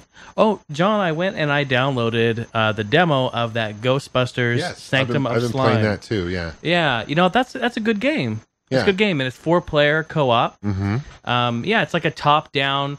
It's not really top-down, though. It's kind of like top-down third-person, kind of. Right. It's like at an angle. Yeah, so... kind of reminds you of Smash TV a little bit, right? It does. Completely like Smash TV. So that's a good little run-around shooter there. Other than that, I've just been real busy doing other things. So those are the two that I've been playing recently this week. So, Pete may remind me of some other games. I don't know. He may remind me. Maybe later. Not that I can remember. Okay, well. Then we'll pass the torch right on here to Mr. Peter Dorr. What have you been playing, sir? So for the 3DS, the titles I've been trying to shift between all my games, honestly, on the 3DS. But the ones I've been mainly focusing on, I played a lot of Bust a Move Universe because I did a review of that. And in short, it is fun, but it's very lacking in gameplay modes. So only recommended for Bust a Move or puzzle fans for sure. I've also been playing a lot of Samurai Warriors Chronicles, which I'm liking a lot more now because they've introduced sort of this crafting system where you can level up your weapons, and before it was a little bit stale where you just switch between your characters on the map, and now I'm actually leveling up my weapons and it makes it a little bit more fun. I'm still unsure if I like the whole strategy element behind it where you have to position and tell your characters which way to run and who to attack and whatnot. But I'm still kind of enjoying it. Also, I've been playing a lot of Ghost Recon Shadow Wars. I'm on the beginning of Chapter 3 now, so there's 35 missions. I'm on mission 13, I think. Having a lot of fun with that. Actually, last night I was doing a mission that took me an hour to beat. I was right at the end of the mission, and then like an idiot, I went to go press the start or the home button or something like that, and instead I hit the power button on the 3DS. And yeah, I was at the end of this freaking long mission, and I lost all my progress, but I booted it back up again today and just beat it. It's a lot of fun. Honestly, the beginning of the game does not compare to the later missions that I'm getting into now, where I have my full team of 6 ghosts. And for those that don't know, it's a top-down strategy game. And there's different, characters you can use, like a stealth character that can get knife kills, and an engineer that can lay down a turret, and a medic, and all the typical classes. And you level them up, and they get new weapons and new abilities, and it's just a lot of fun. How could I forget? I've been playing a ton of Asphalt 3D, and some people are probably going to be like, why are you wasting your time with that crappy racing game? Well, to be honest, Asphalt, because it is the lowest rated 3DS game right now, to be honest, it's actually good in terms of gameplay elements. What really makes it terrible is the frame rate and technical difficulties with like collision detection. So you'll be making a turn, and if you touch the wall, it like glitches out, and it's very finicky at times with the collision detection and hitting into cars, because it sort of has this burnout element where you can crash into cars and cop cars. But in terms of the game itself, it's pretty fun. The courses are really varied. At times, the game looks really good when it's not slowing down, like in time trials and stuff. And earning money to buy new cars and unlock upgrades and all that stuff it's a lot of fun, and there's a lot of gameplay variety, and like there's duels, and there's time attack, and there's crash into as many cars as you can, drift challenges. So that's a lot of fun. It's just unfortunate about the frame rate, so I plan on doing a review on that soon. There's a story behind another game I've been playing recently, which some of you may know about, based on a Facebook post I did. But when I attended the Final Fantasy Distant Worlds concert, which is basically, it's an orchestra that plays Final Fantasy music, and Nobuo Uematsu was there. He was not the conductor, but he was, in the audience and got up on stage to say hello. And they played a handful of Final Fantasy songs from all the games in the series. Well, not all of them, but they did 7, 8. They did no Final Fantasy 9 that night that I went. They did 10. They did 11, 12, 13, 14. But they were playing a lot of Final Fantasy 11 music. And they played one of my favorite songs from Final Fantasy 11. And which song? Ranfer, which it's not one of my favorite songs, but it was a song that I've probably listened to for a few hundred hours, because it was in the starting area of the city that I started in. So all the which city did you start in? Sandoria, of course. Oh, I started in Bastock. Okay. Well, at least you didn't start in Windhurst. Goddamn. Yeah, Windhurst goddamn. Garbage. But yeah, I went into withdrawal like the next day or two. I reactivated my Final Fantasy 11 account. And I was actually playing it today a bit. But I downloaded the PC version, which I haven't even had a chance to play yet. But just listening to the music, which is phenomenal in 11, just made me want to go back to that game again for like the God knows what time. I'm with Philip J. Fry 13. He's like, Final Fantasy 11? No! That's my reaction to it. Leave it alone, Pete. Leave it alone. Hopefully hopefully I'll be off of the game again soon enough. But they did add a lot of new content that's actually... honestly, the game is totally different. It is a different game. It is not it's not the old school Final Fantasy 11 by any means at all. So I'm kind of undecided if I'm going to stick with it for the long run. So we'll see how long that lasts. It's a big learning curve getting back into the game again. So it's taken some time. But it's gotten me off a Rift. I guess that's a good thing. I have no idea. So I'm not sure what's going on with me in Rift and Final Fantasy 11. And I've still got 14. I'm not paying for it. My account's still up. You know Final Fantasy 14 is still free to play? I bet it is. Is anybody playing that game? Like, what's going on with that? Do we have any updates about that? That I have? Pete? No. Not that I know of, no. Jeez. I don't know. I remember they fired the director and all that, and they were going to revamp it or something. Maybe they're going through the revamping phase behind the scenes, and they're going to relaunch it. But you know what? When you come out with a disaster, it's kind of hard to bandage up a disaster, right? Right off the bat. Like, that sucks. A lot of people in the chat are like, yeah, for a week, or that's about it. I'm just saying, I have a friend who actually still plays it, and he says that it's gotten a lot better since it was released. But Really? I don't play MMOs, so yeah. He says they've revamped it a lot, and that it's a lot more enjoyable than what it was when it first came out. But that's just my friend saying it, so I really No, I it's personally interesting. I can't vouch for it. Yeah, no, but that's cool if it is getting better. Like we're not haters. Like me and Pete talked about this about a year ago on how we were excited, how we were actually going to make our own clans. Super and, excited. yeah, we're going to invite everybody in, and we're going to have like a really good party atmosphere, and no pun intended. And but then the game got released, and it was only on PC, and it's like what? And I was at PAX, and I played the demo there, and I ran through the town. I'm like on the PS3. I'm like, this is awesome. And then nothing. Yeah, it never came on PS3, and it was online on PC, and that was it. I don't know. That was a disaster. I don't know. So that friend of mine, he also poured many hours into 11. So he he actually plays 14 now as opposed to continuing with 11. So yeah, I take that as you will. Yeah. So what else have you been playing, Pete? I mean, besides that, just other 3DS games that I haven't invested as much time into, like Rayman 3D, which is great as well, and Steel Diver, really, I'm liking that a lot too. And that's about it for me. I'm probably missing something else. I just can't think of what it is. So what about you, Taylor? Let's see. I recently just finished up playing the PSP version of the third chapter in the Trails in the Sky trilogy, which the first one actually just came out in the US, or at least in North America, I think last week. I want to say. So yeah, I finally got around to playing the third chapter because when I first had started playing it a long time ago, it really disinterested me. But I picked it back up and I really got into it, and then finally blitzed through it and beat it. But yeah, I just beat that. As I say, did any of you guys pick it up? No, because I didn't really know what it was about. I saw it and I'm like, oh, another one. I hate to say it, but I'm like, oh, one of these games. I'm like, can you sell me on it? Okay, I will try to sell you on it.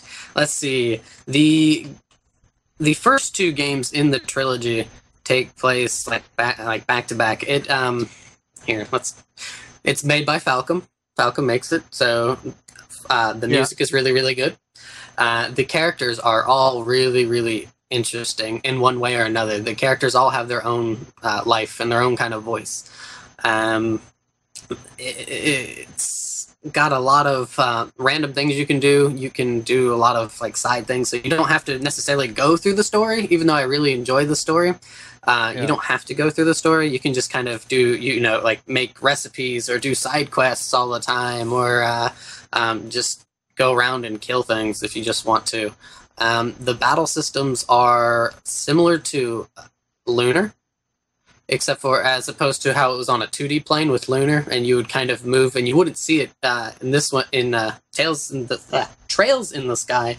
It's an isometric view, and you have a grid that you can move to attack the enemies and stuff, and you get magic, or you learn magic by equipping certain quartz on this bracer medallion that you get, so that you can mix and match in such a way to make really powerful spells, or very strong boosts for your characters and whatnot. And I don't want to say too much about the story. I really enjoyed the story. The story is really good. It was good enough for me for all three games, doing everything into it. I probably drained about 300 hours into it. But you don't have to do everything. It's not necessary whatsoever. So, so what's the full name of it again? I'm gonna look into it. It's The Legend of Heroes: Trails in the Sky. Yeah, we were talking about this because I played the original Legend. Well, I don't know if it's the exact original, but the one on the TurboGrafx CD back in the day, The Legend of Heroes. Dragon Slayer Legend. That was, and so it was kind of in a medieval setting, and now it's not. Right, yeah, the setting is more... confused me. I'm like, oh, it's a side Gaiden game. I'm like, I don't really need to play this. Not really. Like the Dragon Slayer 1 and 2 are its own thing, while there's another trilogy, which is its own thing, and then there's Trails in the Sky, which is its own trilogy. And it's kind of almost like a early 1900s or so, early 1900s kind of setting. So I don't know. I really, really enjoyed it, and it was just a really, really fun game with fantastic. The music is actually what got me into the game. It's really that good, eh? Yeah. Oh, yeah. I really like it. It's as opposed to East, where it's a lot more like get you amped and ready to just murder things. That's only a good thing. Trails in the Sky is it has a lot. It's a lot wider array of music. So it fits very well in a lot of its settings, and it pulls at you a little bit, and it gets you pumped, but in a different way.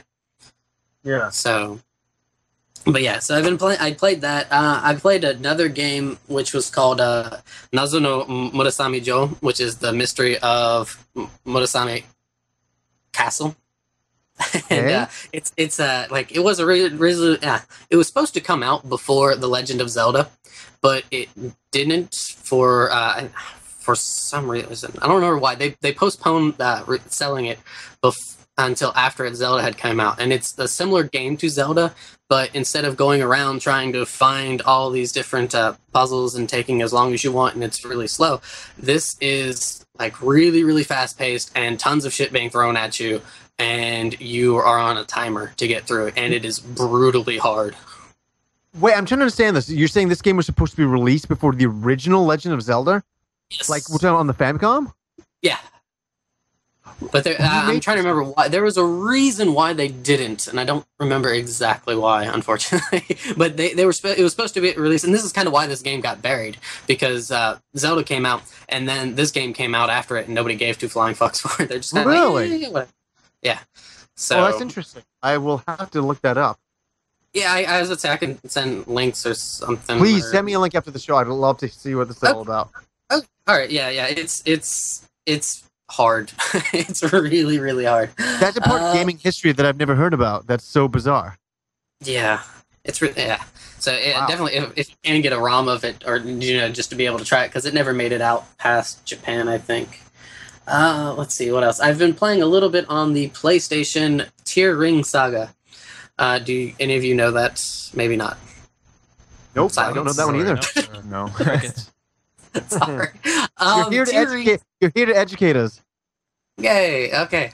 I will try my best. Tier Ring Saga is a game that came out for the PlayStation, and it was made by the same guy who had originally started Fire Emblem. And he left Nintendo and made this game. And conveniently enough, this game plays, seems exactly like Fire Emblem. And so Nintendo got super pissed off about it, and they wanted to go to court about it. And the guy won, so he released the game anyways. And he's just kind of troll face lols to the bank when he made it, even though I don't know how well it actually sold. But yeah, so it plays like Fire Emblem and everything. Has similar like art style and whatnot, and yeah, I'm finally getting around to playing it. So nice. Send me a link to that one too. I want to see all this stuff. Yeah. Okay. All right. Yeah. Okay. And let's see. Anything else? No, I've actually been listening to a lot of music. Like, because I like a lot of like the amateurs that like remix game music, kind of like ocremix.org, except for the people in Japan and stuff. So I've been buying a bunch of their CDs and listening to a crap ton of like remix and original music that sounds like game music and stuff. So very cool. Hey Taylor, what kind of music? What kind of music is big over there in Japan, in general? They have what's really popular right now is and somebody said SSH. Thank you. So yeah, sorry. They really, really, really like AKB48, which is kind of like this cutesy girls group kind of thing. They really like that. I don't. So it's like a J-pop kind of thing, and a lot of people like more like the J-pop boy bands are like Exile. and that's kind of like what's a good Backstreet reference Boys? like. Yeah, Backstreet Boys, like Boys to Men kind of thing, and yeah, it's kind of dating me a little bit. And let's see, what else is popular? Avril Lavigne is popular over here for some reason. Oh, God. Yeah, God knows why. Let's see, Avril Lavigne's popular. People around my age are really into they like Red Hot Chili Peppers. Yeah. So and then kind of for the Japanese listening, it's more like J-pop and J-rock. It's like Morning Musume, AKB48, Exile, Mr. Children, and things like that. Cool. Yeah. Cool. Sorry to get off topic there, man. I know you were talking about what you're playing. Anything else? No, yeah, that's fine. That's fine. That's about it. Oh, I've been trying and attempting to get better at Metal Gear for the original Nintendo or the Famicom, and it's not going so well. Oh, shouldn't you be playing on the MSX then? I don't have. Well, there's the Famicom release of it that I have, and I am atrocious at it. So. Yeah, it's tough. Those games are hard. Very hard. That's old schoolness at its old schoolness. Very tough to get through. Because I remember trying to play the MSX games. That was released. Wasn't that released on one of the... oh, God. What did I get that with? Does anybody in the chat know? The MSX versions were released with what Metal Gear? Maybe... No. Not getting answers is going to take too long, but... I tried to play those, and it was very, very difficult. Metal Gear Solid 3. Thank you, Subsistence. Yeah, I played those. It was very cool, though, to see the originals.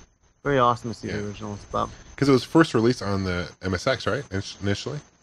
Metal Gear? Yep. First version.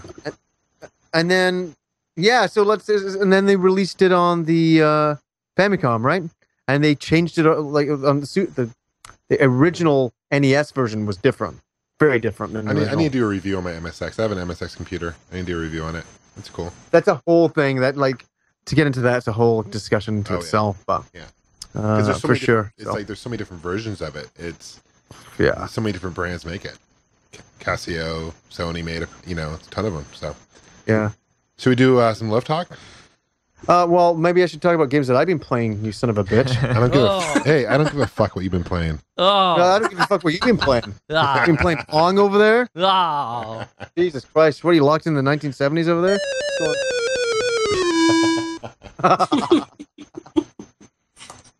Oh, that's fucking awesome. Hey, and Barudi's in the chat. Hey, fuck you, Barudi. That's from me to you. That's good times. But what was I going to say? Real quickly, was it Dragon Quest V? I'm about 25, 30 hours, and I don't remember where I was at. But been playing that, and I played, so Pete, me and you can have a little chat about this. What's it called? Darkspire, right? Mm-hmm. I gotta admit, I love the music. I started off the game, I was very excited about it. And I don't really like the game. And the reason why I don't really like the game, as soon as I leave the very first training mission, I walk into the by house. bats. What? You get owned by a group of bats, right? Yeah. Like, right off the very first battle you get into. I walk in, I'm like, Darkspire. Oh, cool. It'll warm you up nicely. Like every kind of RPG type of game warms you up a little bit nicely. Hell no. If you go down a bad corner, then you're going to get wasted. But I'm like, why am I getting wasted in my first battle? I love that game. Yeah, you have to go down, you have to battle, you have to go back and heal, go back. Yeah, battle. I understand. It's the same way with Etrian Odyssey in the start. Yeah, it's just like the old wizardry games. It's exactly the same type of thing, but graphically it's fucking awesome. I love it. It's really nice. The music is epic, to say the least. But I don't think I'm going to be playing it like you did. I'll admit that right now. But another game. Wait, hold on, Johnny, before you move on. Use a game guide. I'm telling you, it's really the kind of game where if you don't play with a game guide, you're gonna absolutely hate it, because it's one of those games like the old wizardries and stuff where you'll have an objective on the map, and you won't see it as you're walking around. You have to step on a specific tile in a room to activate it.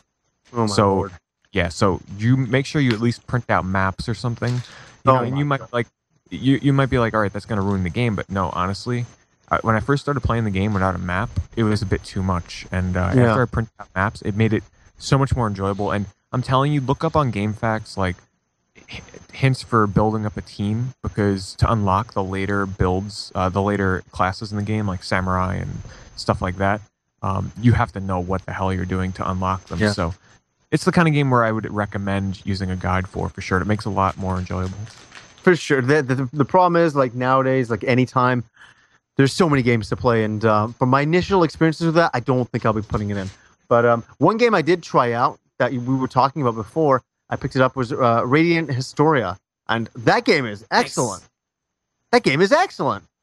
Mm-hmm. That game pisses me off that I don't have more time in my life. That game is excellent. You know what I mean? Like, combat is excellent. It's very fast. Don't you love the combat? Super fast. Super. Don't you like the mechanic where you can? It's sort of like a puzzle. Like I've said, wouldn't you agree? It's almost like a puzzle game mixed with an RPG in terms of the combat. Light. Well, puzzle. Yeah, how you can knock people around and yeah, for sure. I know exactly what you're talking about. Totally. But character design, excellent. So, yeah. How far are you with Radiant Historia? Oh, I'm just in the beginning. Totally. I'm not like 80 hours in. How far are you, Pete? Geez, I haven't picked it up in a bit. I think I was about 6 hours in. Okay, I was like, I'm about 10, 11 hours into it, and you'll definitely like want to be grouping enemies together because it makes life so much easier in the later battles. So, I bet, but that isn't it funny? I put it in and I'm playing it, and I couldn't believe how good it was. I'm like, God damn the DS! I'm like, it's so good. Like, there's so many excellent games. It's funny, like Retroclops years ago was saying the DS is his favorite system, and I was like, well, I like the DS. I think it's good, but I am like a major lover of the system now. Are you a fanboy? Huge. It's like, it's got all the kind of games that I really enjoy on it. Like, so it's funny. I was out with a girlfriend the other day, and she's playing Dragon Quest VI. She's loving it so much that she's like, you know what? Fuck this. And she's playing my old DS Lite. I'm like, what do you mean? She's like, forget it. I want an XL. A DS, XL. I can't stand this anymore. I'm like, let's go. So we got in the car, drove down to Best Buy, picked it up, and then we're both sitting there playing on our, DS XLs and DSi XLs, and so fantastic. Like, hey, Johnny, the DS. Johnny, I would have figured that your girlfriend's used to playing with small things. Oh, John. That's terrible. John, come on. I thought she would have been used to it by now. It's. Wait a second. She's just a second. No, he didn't mean that. He didn't mean that. but John, I thought it was the not the size of the boat, but the motion of the ocean that mattered. You can say that, but I don't know. That's not what his girlfriend told me. Gamester, like, seriously, man, she's gone and locked herself in the closet now, and she's crying. Says, you know why? Because you brought out the truth. Maybe, I think she was living in a land of disbelief, trying to pretend that things were better. It's and big. Then you just come right out, and you just nailed it right in the head. Amen. No pun intended. I think it's big. Yeah, she's come out of the closet. Johnny, I thought you've already come out of the closet, though, right? Well, yeah. My girlfriend's also a tranny as well. That's why I'm so. Ooh. That's Jason's Oh, voice. excellent. Maybe we should do a love talk question. I think it sounds like a great idea. I think so. I want to see. Don't go too fast, guys. Just think about a good question. Ask a love talk question. Yeah.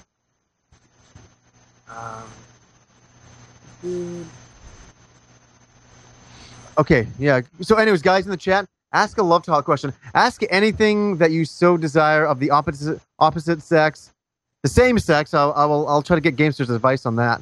I don't really. He's trying to He come knows a lot. back. It's not working. So, okay. Okay, that's a good one. Okay.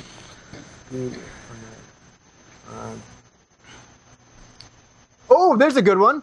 I like it. What? And that is by Banash77. Yes. And he asks, is it appropriate Let me for ask it. teenagers to have sex in their parents' beds?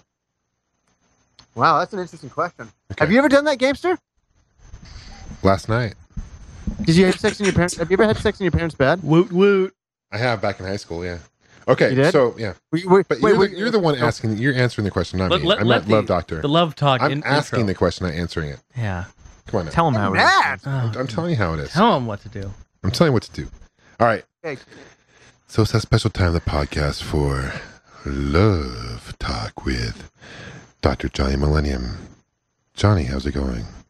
Oh, I'm fine. How are you? I'm groovy. I'm very groovy. Let's do this.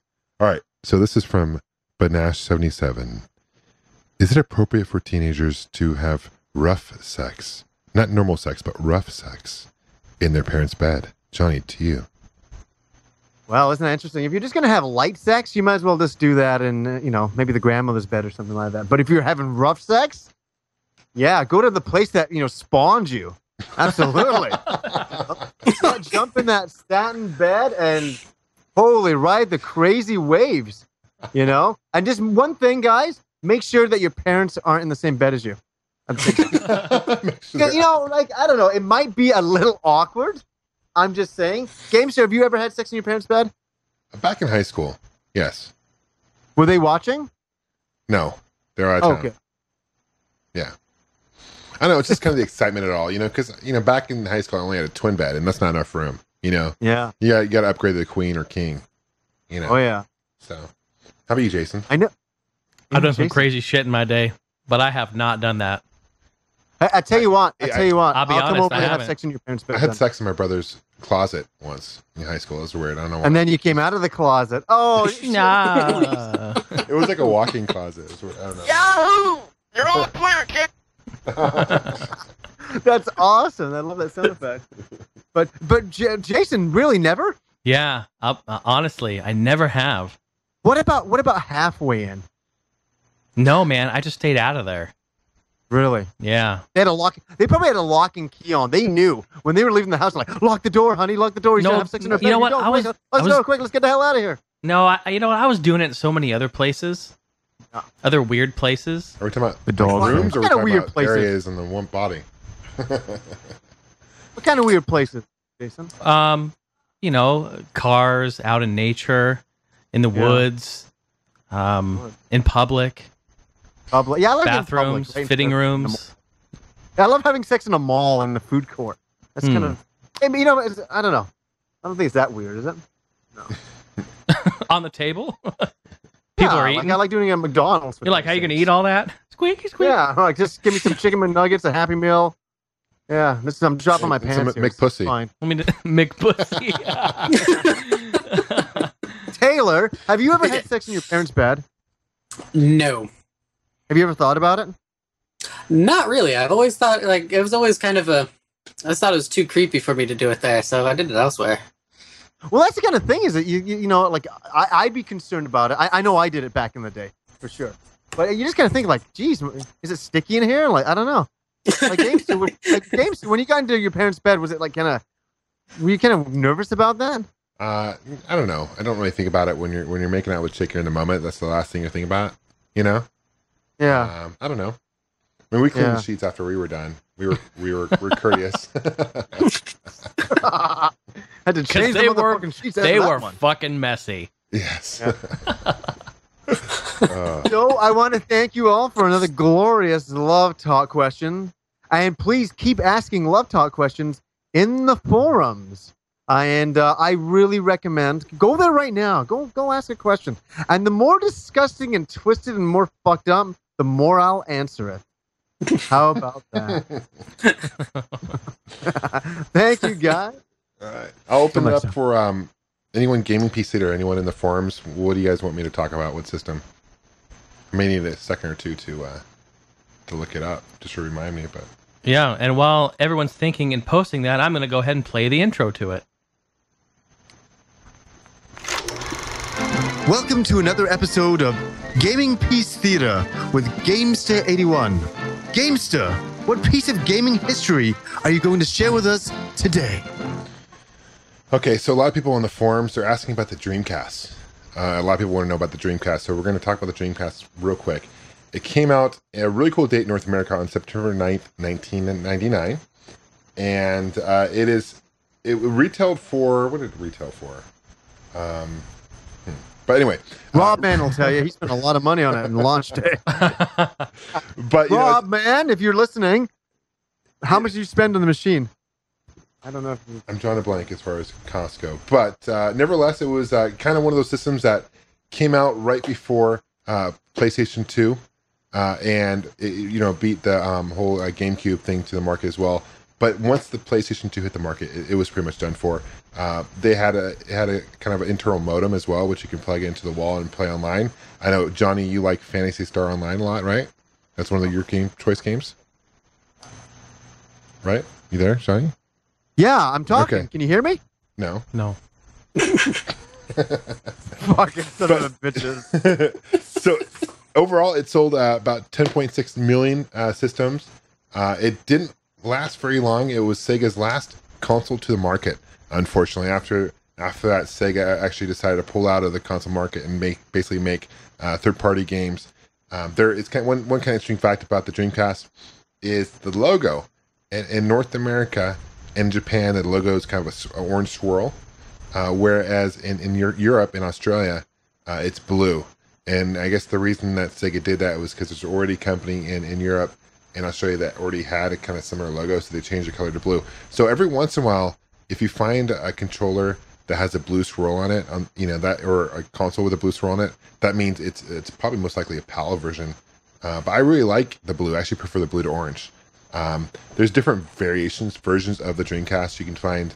There's one that is a sports edition. I know, Jason, you have a sporting game system, right? Yep, I do. And what did it come with? It came with a football. It came with basketball. Yeah, 2K. I actually got the box right here.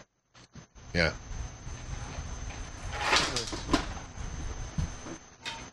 Yep, it came with 2 games. Came with NBA 2K and NFL 2K, and it came in all black with matching black controller, both with the Sega Sports logo on the front of them. Yeah.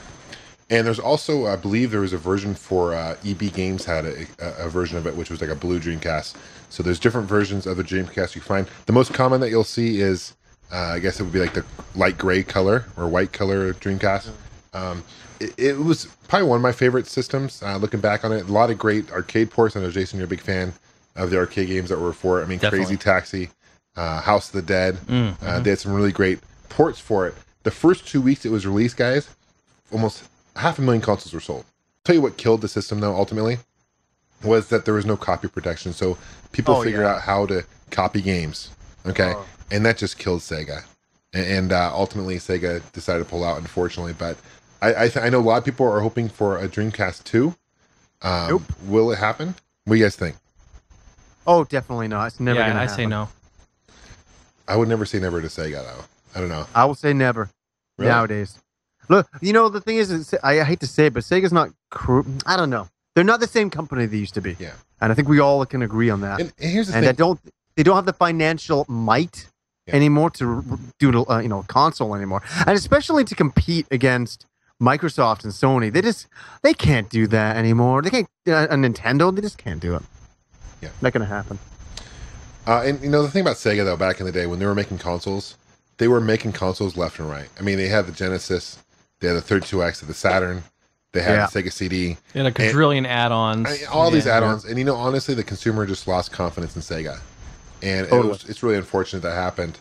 I really think Sega got it right with a Sega Dreamcast. Finally, I finally. The controllers are cool. It had a really cool, I think it's a VMU that you could plug into the controller.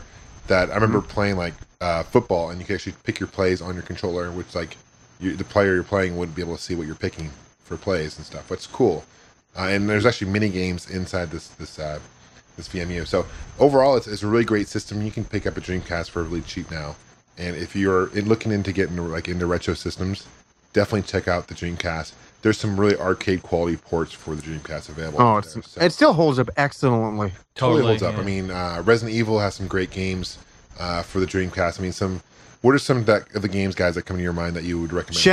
Shenmue. Power Stone. I saw your review Power on it. Stone. Yeah. Jet Power Set Stone 2. Radio. Yeah. Yeah, like you said, all the House of the Dead, Crazy Taxi. There's a lot of arcade ports on there. Seaman, Ooh, yeah. Skies of Arcadia, Virtual on. Grandia 2. Oh, there's a lot of fan-fucking-tastic games. Wait, did we man. mention Sonic Adventure? You said Technomancer, I'm reading them right out of here. Blue Stinger, this is all out of the chat. Evolution World of Sacred Device. Damn you, Rob, and his egg. That's funny. Dynamite Cop, Soul Calibur, Space Channel 5, Sega Rally. Oh, yeah. Hydro Thunder. I love it. This is excellent. Toy Commander, that's right. I've got that one. Yeah, there's a lot of really great games on that console. Yeah. Bass Fishing XD. Yeah. That was kind of it really was kind of cool at the time. What was the Marvel launch date? How much? Sonic Adventure, Time Stalkers. How much was it? I think about $199. I think it retailed for. I'm not quite sure though. Does anyone know in the chat? I'm pretty sure it was $199 because I got mine when it came out, and I'm pretty sure the price sticker on my box is $199. I have a retail box, and I got it from a guy on Craigslist, but it has a retail sticker of $169.99. That's from EB Games. I don't know what year that was exactly, but that's the Sports Edition Dreamcast. So, yeah, it had gone down a little bit. And that's a black one with And a that's- cool yeah. Sega. Yeah, with sports 2 games, logo. so they were kind of getting rid of them at that point, looks like. Yeah, and EA didn't make any games for the Dreamcast. Yeah, they said, screw you. Because, they were so burnt by what happened with Saturn and what Sega had done with them. EA just said, big fuck you to Sega and said, we're not going to make any games for you. So what happened was 2K came about, and that's how it was burned, Yeah. So They're like, well, if you won't make them for us, we got to do it ourselves. Hey, John, wasn't Johnny. there a developer's Dreamcast as well, and some of them leaked out? Do you remember that? Or I think it was it all black or something like that? I just remember. No, I'm not putting you on the spot. It's just something I kind of remember from back in the day. you mean like a system that that you could make games for? It was I forget what it was. It had you could hook a computer up to the back of it. It's like a test console, right? Well, I think it was that you could put a game in and test it and test out the hardware. I forget. This is something I just thought maybe that you remembered or something like that as well. I know, like, we can look it up later. I know. It's no I'm big sure there deal. was something. I mean, there's a lot of, like Sony had something like that, very similar to it. Which the NetEurazi, I think it was called. Very similar, where you can develop games and test games. So it wouldn't surprise me if it's out there for sure. So what now? What now? What's now? What the fuck we do now? Give me this theater done. I'm What now? done with you. No. Well, I think it'd be a good opportunity to tell people to head over to allgengamers.com. This is where you can interact with everything that we're doing here. You can post questions in our forums. You can post love talk questions for Johnny, gaming piece theater questions for Gamester81. And you can also send audio questions to contact@allgengamers.com, which we will get around to answering those. And also, here we are. This is our first live stream on our new All Gen Gamers Justin TV page. So, again, if everyone wants to navigate up there to the top of the video and click the like button on Facebook, that would be awesome. Also, follow us so that you know when we go live ahead of time. We did a countdown timer today. That worked out really well to get people excited to get them in here. So make sure to follow us here. It's a little heart at the bottom of the video. Right below where it says how many people are here. If you follow us, it'll email you when we go live. Yep. I think, right? That's how it Yep, works. Don't it will. You guys It get will. email? Yeah. Yep, and I think that's a preference in your Justin TV settings. I think you can turn that on or off. So make sure to go in there and check it out. And lastly, of course, we have our All Gen Gamers YouTube page where we upload exclusive content and episode highlight reels directly there. So make sure to check that out. Subscribe to us on there so you can get all of the inside scoop on the All Gen Gamers podcast. Wow, that's love a you. lot of That was a information. mouthful. Thanks. Do you know what, though, Jason? I just blacked out. I just woke up. What happened? Are we still here? Jason, Yes.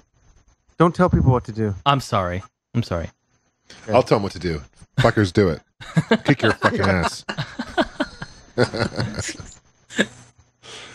Hey, Oh Jason, my I do have a question for you real quick. All right. Update on your audio competition. Oh, there is an Oh. update. Yes, there is an update. I saw your Facebook message, but I figured there's people listening that would like. Yep, I did hear back, and unfortunately, I did not place. They did pick top 10. The judges picked top 10 of the submissions, and I unfortunately did not place. There were 289 submissions in the contest, and yeah, you should check them out. They're really good. the submissions that did get the top 10. So congratulations to all of them. And Screw them. but you know what? It was a lot of fun, good experience, and You're winners in our book, Jason. thank you, Joe. Thank you. Thank you. I love you guys. Oh wait, that's should've won. Barney's supposed to say that. I love you guys. Oh, God, that's spot on. Boy, oh boy, I love you. I got a question for Peter Dorr. Pete, are you there? Yes. Pete has left the building. Pete, are you there? Yes. Oh, I just want to know: have you sent the whale stuff over here so we can sign it all and give it to the winners of the contest? Have you sent it off yet? Yes. What? Yes. I can't hear you. Yes. Hey, what the heck's going on over there? He must have the lights turned down really low. Yeah. He's just like, Are you under the you under the blankets or something right now? No, I'm totally here. Why? Am I coming in real low or something? yeah, you're really low. Yeah, very low. He's like, yes, yes. Yes, there you go. I got my mouth right on this snowball mic. I don't know why. yeah, I you said do. pardon? That's something else, maybe.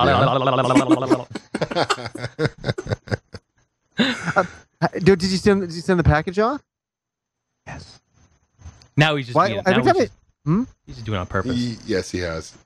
So it's going Has to he? Johnny. I know this has been delayed. So it's going to Johnny, and then Johnny sent it down to Arizona, and Jason and I can sign it. And Rodman's going to sign it too, right? Of course. That was the idea. Awesome. Cool. And let's just say it once again. Definitely come down to PAX, guys. PAX Prime in Seattle. Or up to PAX, or depending on where you live. Or PAX Yeah, down when's to the date? Sideways. It's August. What was it? 20. last It weekend is of the August. 20. It's basically the 26th to the 28th. Yeah. But you there want you to go. come a day early because, well, that would be smart to do. Yep. Absolutely. So We will there's have a lot a of live fun people coming down. live podcast at PAX, right? Yeah. Unofficial panel. Yeah, that'd be awesome.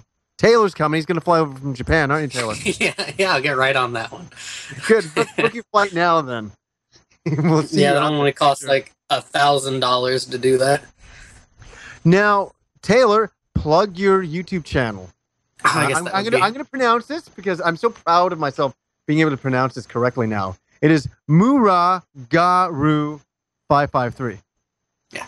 yeah. So that's my channel, Murugaru 553, and it's how you spell it is Muragaru and then 553, and as I said before, it's like a vlog kind of thing, and I also do talk about different games and kind of show, if the game hasn't come out in America, kind of show it and explain a little bit what's going on in it and a little bit of the footage. And I also do streaming on Justin TV and the same name. And he also does naked room tours. Naked room tours Japanese. with mirror walls. So Yeah. you actually don't see the games, you see me naked with a camera. And he sends Yeah. us JRPGs for Flashes free. to the game for that. Yeah. So That's why I Yeah. subscribe. well, isn't that why everybody subscribes? That's I mean, right. So and also I also do talk a little bit about different things in Japan. I have like a video about convenience stores. Let's see, like I just did a recent one about Japanese, well, kind of just showing Japanese baseball game that I went to, and so not just strictly games, so it's also some other things in there. Yeah, because My favorite episode you did was when you went to the Square Enix store. That was fucking awesome. Yeah, this is quite fun. It's a very small store. cool. I want So Trev Guy says in the chat here, he says, "Wait, naked game room tours? Be right back." He's heading over there right now. He's gonna wait. He's gonna wait it out. He's gone. I want to know in the list in the chat room who's in the UK right now, because it's really early there right Yeah, now in the UK. who's in the UK? Just say I just- yes. If you're in the UK. I know Tony's in the chat room. Yeah, Tony. Tony Yippee. Here's one. Skull Ball Corp. Overheat Europe. Thank you for joining us. Appreciate it. I appreciate all you guys joining us. But Boosie, these guys Boosie's are so diehard, in man. the UK. Well, Oh, I think it's or that time of the Rudy, show where Fuck you, Baruti. we elect fuck you, Gamester to read and thank everybody's name that's in the chat room right now for coming down to the show.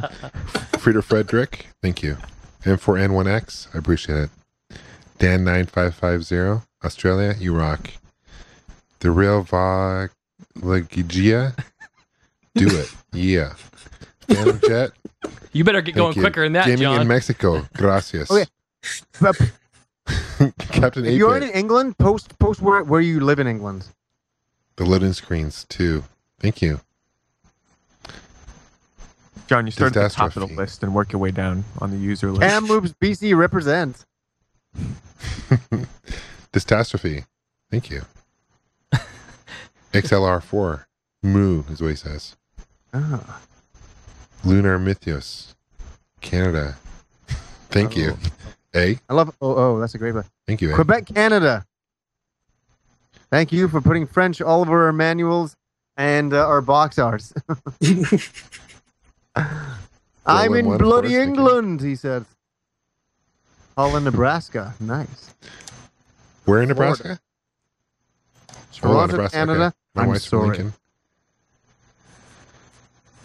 Long Island, New York. Rider 91, thank you. All right, can I put my pants back on now? No, keep Okay. them off. Okay. Ryan Newfoundland, 852258, Canada. Lincoln. My wife's from Lincoln, Ryan. I go there all the time, actually. I think Gamers is a good store. You should hit up Gamers, both in Omaha and Lincoln. Those are great retro stores. Hey. Hands up to Alaska. That's cool. Johnny, can you please answer the question? Nice. Overheat Europe. Yeah, ask the question. What? No, sorry, not you. Don't Somebody. tell me Oh, what to do. Barudi's in Afghanistan. I forgot about that. Barudi lives Oh, really? in Afghanistan now. Yeah. Wow. This is going to be so much fun for the listeners not in the Slack chat. Because I'm not editing this. They're going to be like, what the fuck are they talking about? Sorry, yeah. We're just talking to people in chat right now. Nice. We got Omaha in the house. We can just kind of. Any We're other like people? the only two from Arizona, I know. John. I was going to say, anyone else in Arizona? Just you and me, man. Tempe. Oh, there you go. Oh, yeah, Dan, of course. Yeah. By the way, Dan, I'm hitting up Castles and Coasters this Saturday. Jason, you down? Of course. Let's do it. Yeah. I'm there, guys. Fly down. Bring some of that fucking poutine. Poutine. I'm going to get you some goddamn poutine in Seattle. You know that, right? Putin. I hope so. Yeah. Cheese curds kind of scare me, though. I think just gravy and like nacho cheese is fine. Mm. Kind of get scared. Putin. Poutine. I love that. That is so creepy. I love it. Say my name, please. Say my It's a name, 16-bit say gamer. my name when no one is around you. Say, baby, Johnny. I love. Hey, Putin. Johnny, John. I might be up in Yeah. Canada in May. Just to What? let you know. I might roll Uh-oh. up to Canada in May. Uh-oh. For a Are you day. coming up in May? Maybe. Good. My girlfriend's going to Germany for 2 weeks, so Really? Okay, Cool. perfect. we Because can I'm have going sex. to maybe in Seattle for work, so I might just roll up there. Say my name, say my name. Say my name, motherfucking. Putin. Putin. But hey, Jason, when are you guys thinking about coming up to PAX? You coming up on like the 25th? Yeah, I already booked my room and all that. I'm coming up the 25th. Yeah. Yep. I'm going to fly directly into Seattle. Nice. Yeah. And then I'm leaving that Sunday. Yeah, me too. I'm coming in on the 25th. I think that's Wednesday. I'll be there like 10 in the morning, and I'll be leaving Sunday. For the thing. Oh, sorry. Overheat Europe. Happy Console Gamer. Did you live in Yorkshire at one point? If so, whereabouts? I live in a little town called Cleckheaton near Leeds. Oh yeah. I've been to Leeds. I've been to Bradford and Huddersfield. I was born in Wakefield. I lived in Wakefield. Just so give me that answer there. Yeah. I don't ever want to go back to England though. I'm done. I lived there for quite some time. I like it over here better. It's still a little bit nicer. What's that? Putin. Hey, John, can we go to was it the Cheesecake Factory? Can we actually get poutine there? I don't know. They have their menu is so huge. It's as big as a Bible. You should It be able is. to order it. You should be able to order it. I don't know. Big as a Bible. I love it. It's all Johnny thinks about is that Cheesecake Factory. That What did place you is order there fantastic. again when you went? All go there. I took this What guy. did- Okay, let me tell you the What did story you get about when you went there? everything. Everything. One of everything. Seriously, dude. Yeah. So Johnny was all skeptical. I'm like, dude, let's go to Cheesecake Factory, and he's like, I don't know. And I took him there, and every day he was at the Cheesecake Factory.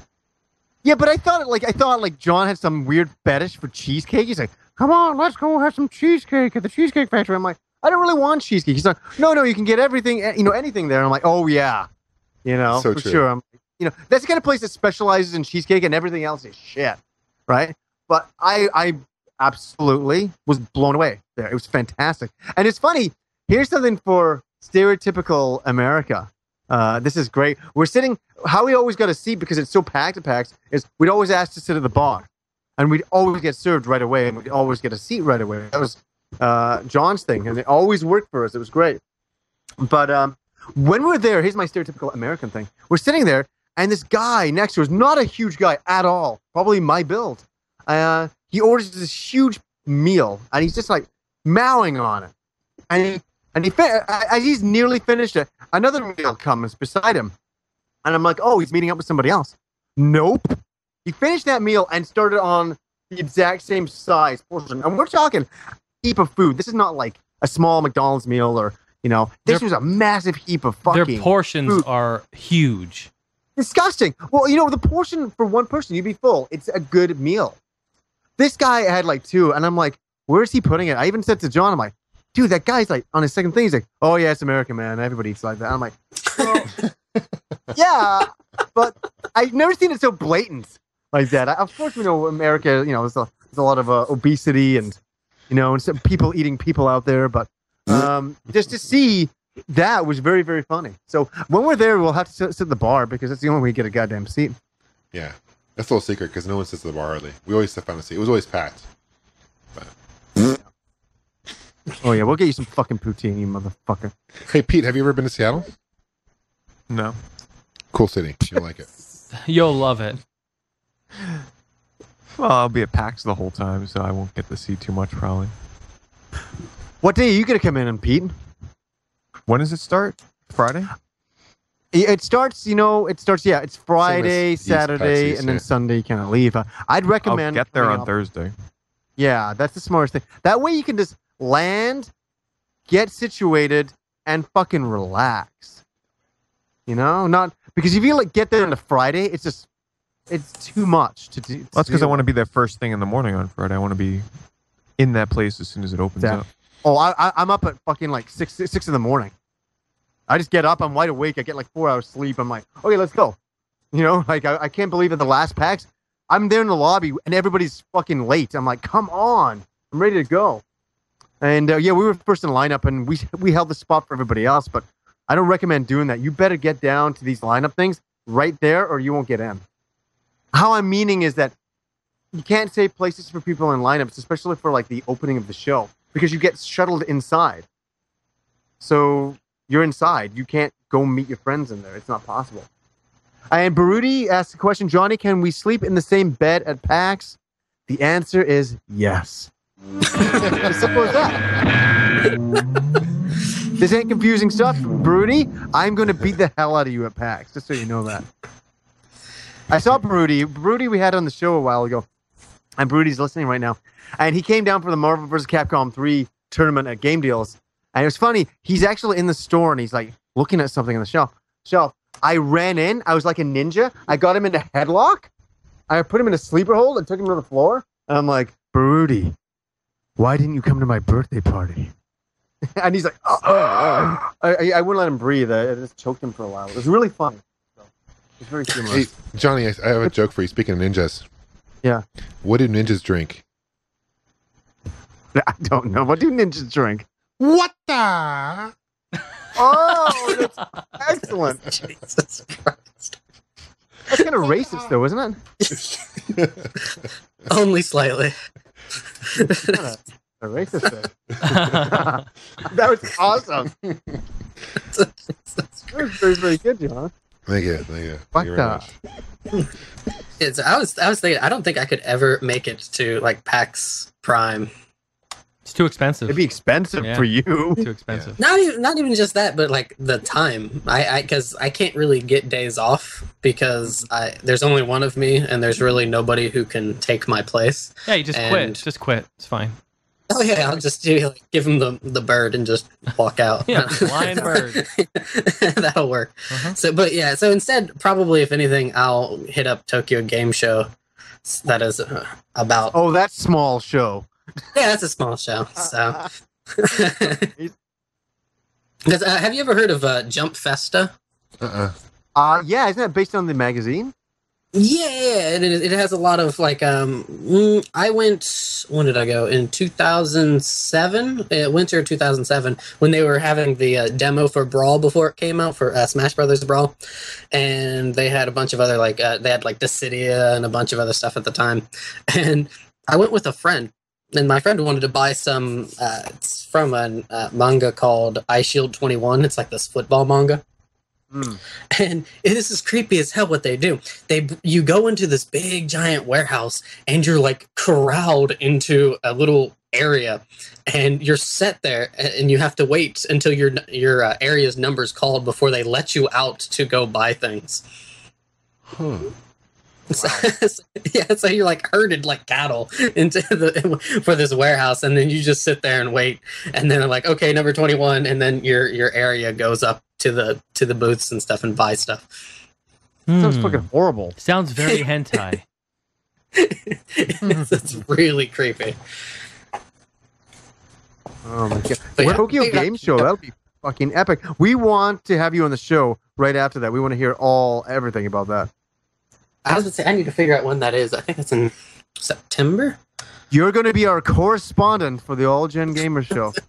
Reporting live from. Yeah, we'll send you a T-shirt. You go there and you can interview people. Nah, Yeah. That'd be awesome. It's like, what the fuck is this? Yeah. Say, I'm an important guy, you motherfuckers.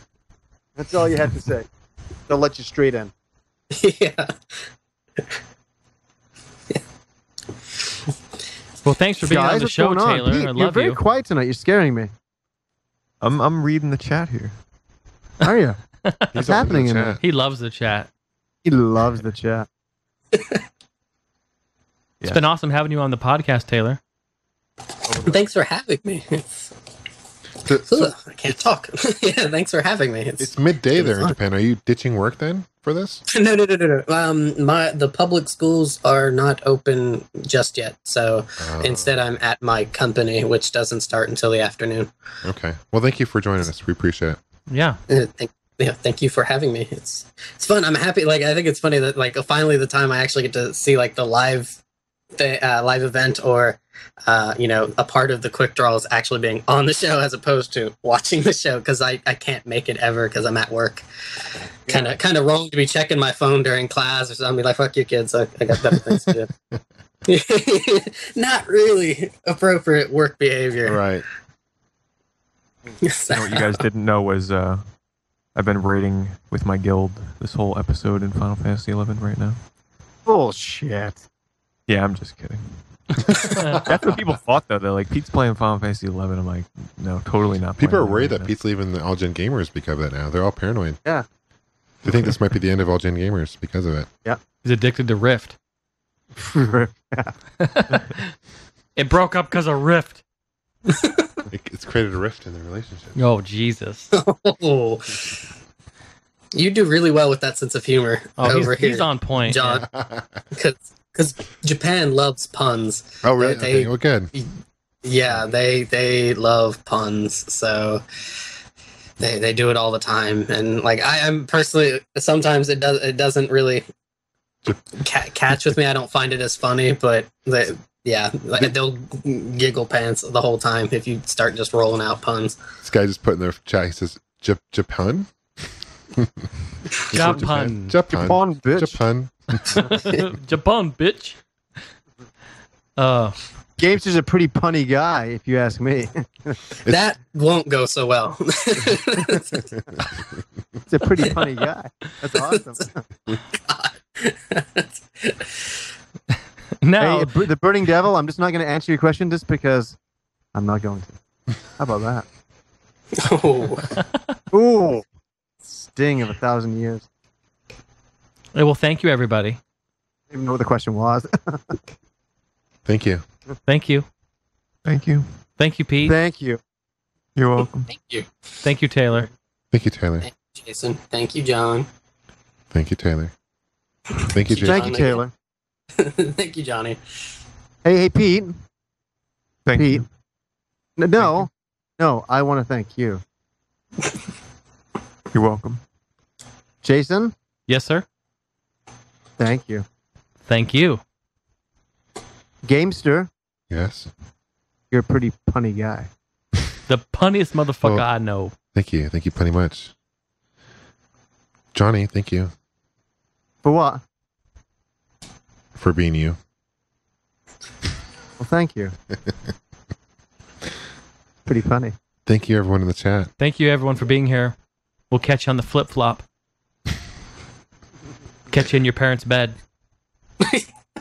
You know, and if any of you guys are on the fence about it, you don't know if you want to do it, just go and have sex in your parents' bed. Try it. It's pure ecstasy. You can be the ruler of the house tonight. If you're really daring, though, do it while they're home. Oh, that's even better. I remember having sex in my parents' bed, and I'm not joking with you. And hearing the car pull up, I'm like, holy fucking shit. I'm not kidding. I remember. That's funny you say that. Oh my god. There's somebody else is here. They want to say goodbye.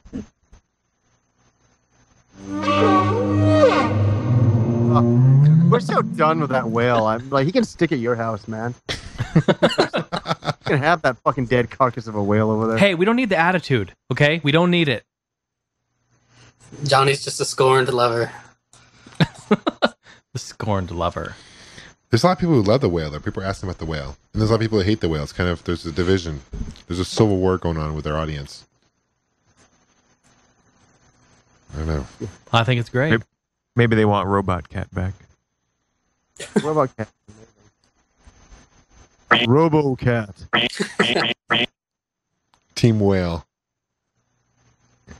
Or the goats and dogs again. Mortal Kombat 2. Hey! Shut the fuck up over there. You get back in that bed. Get back in that bed, you fucking goat.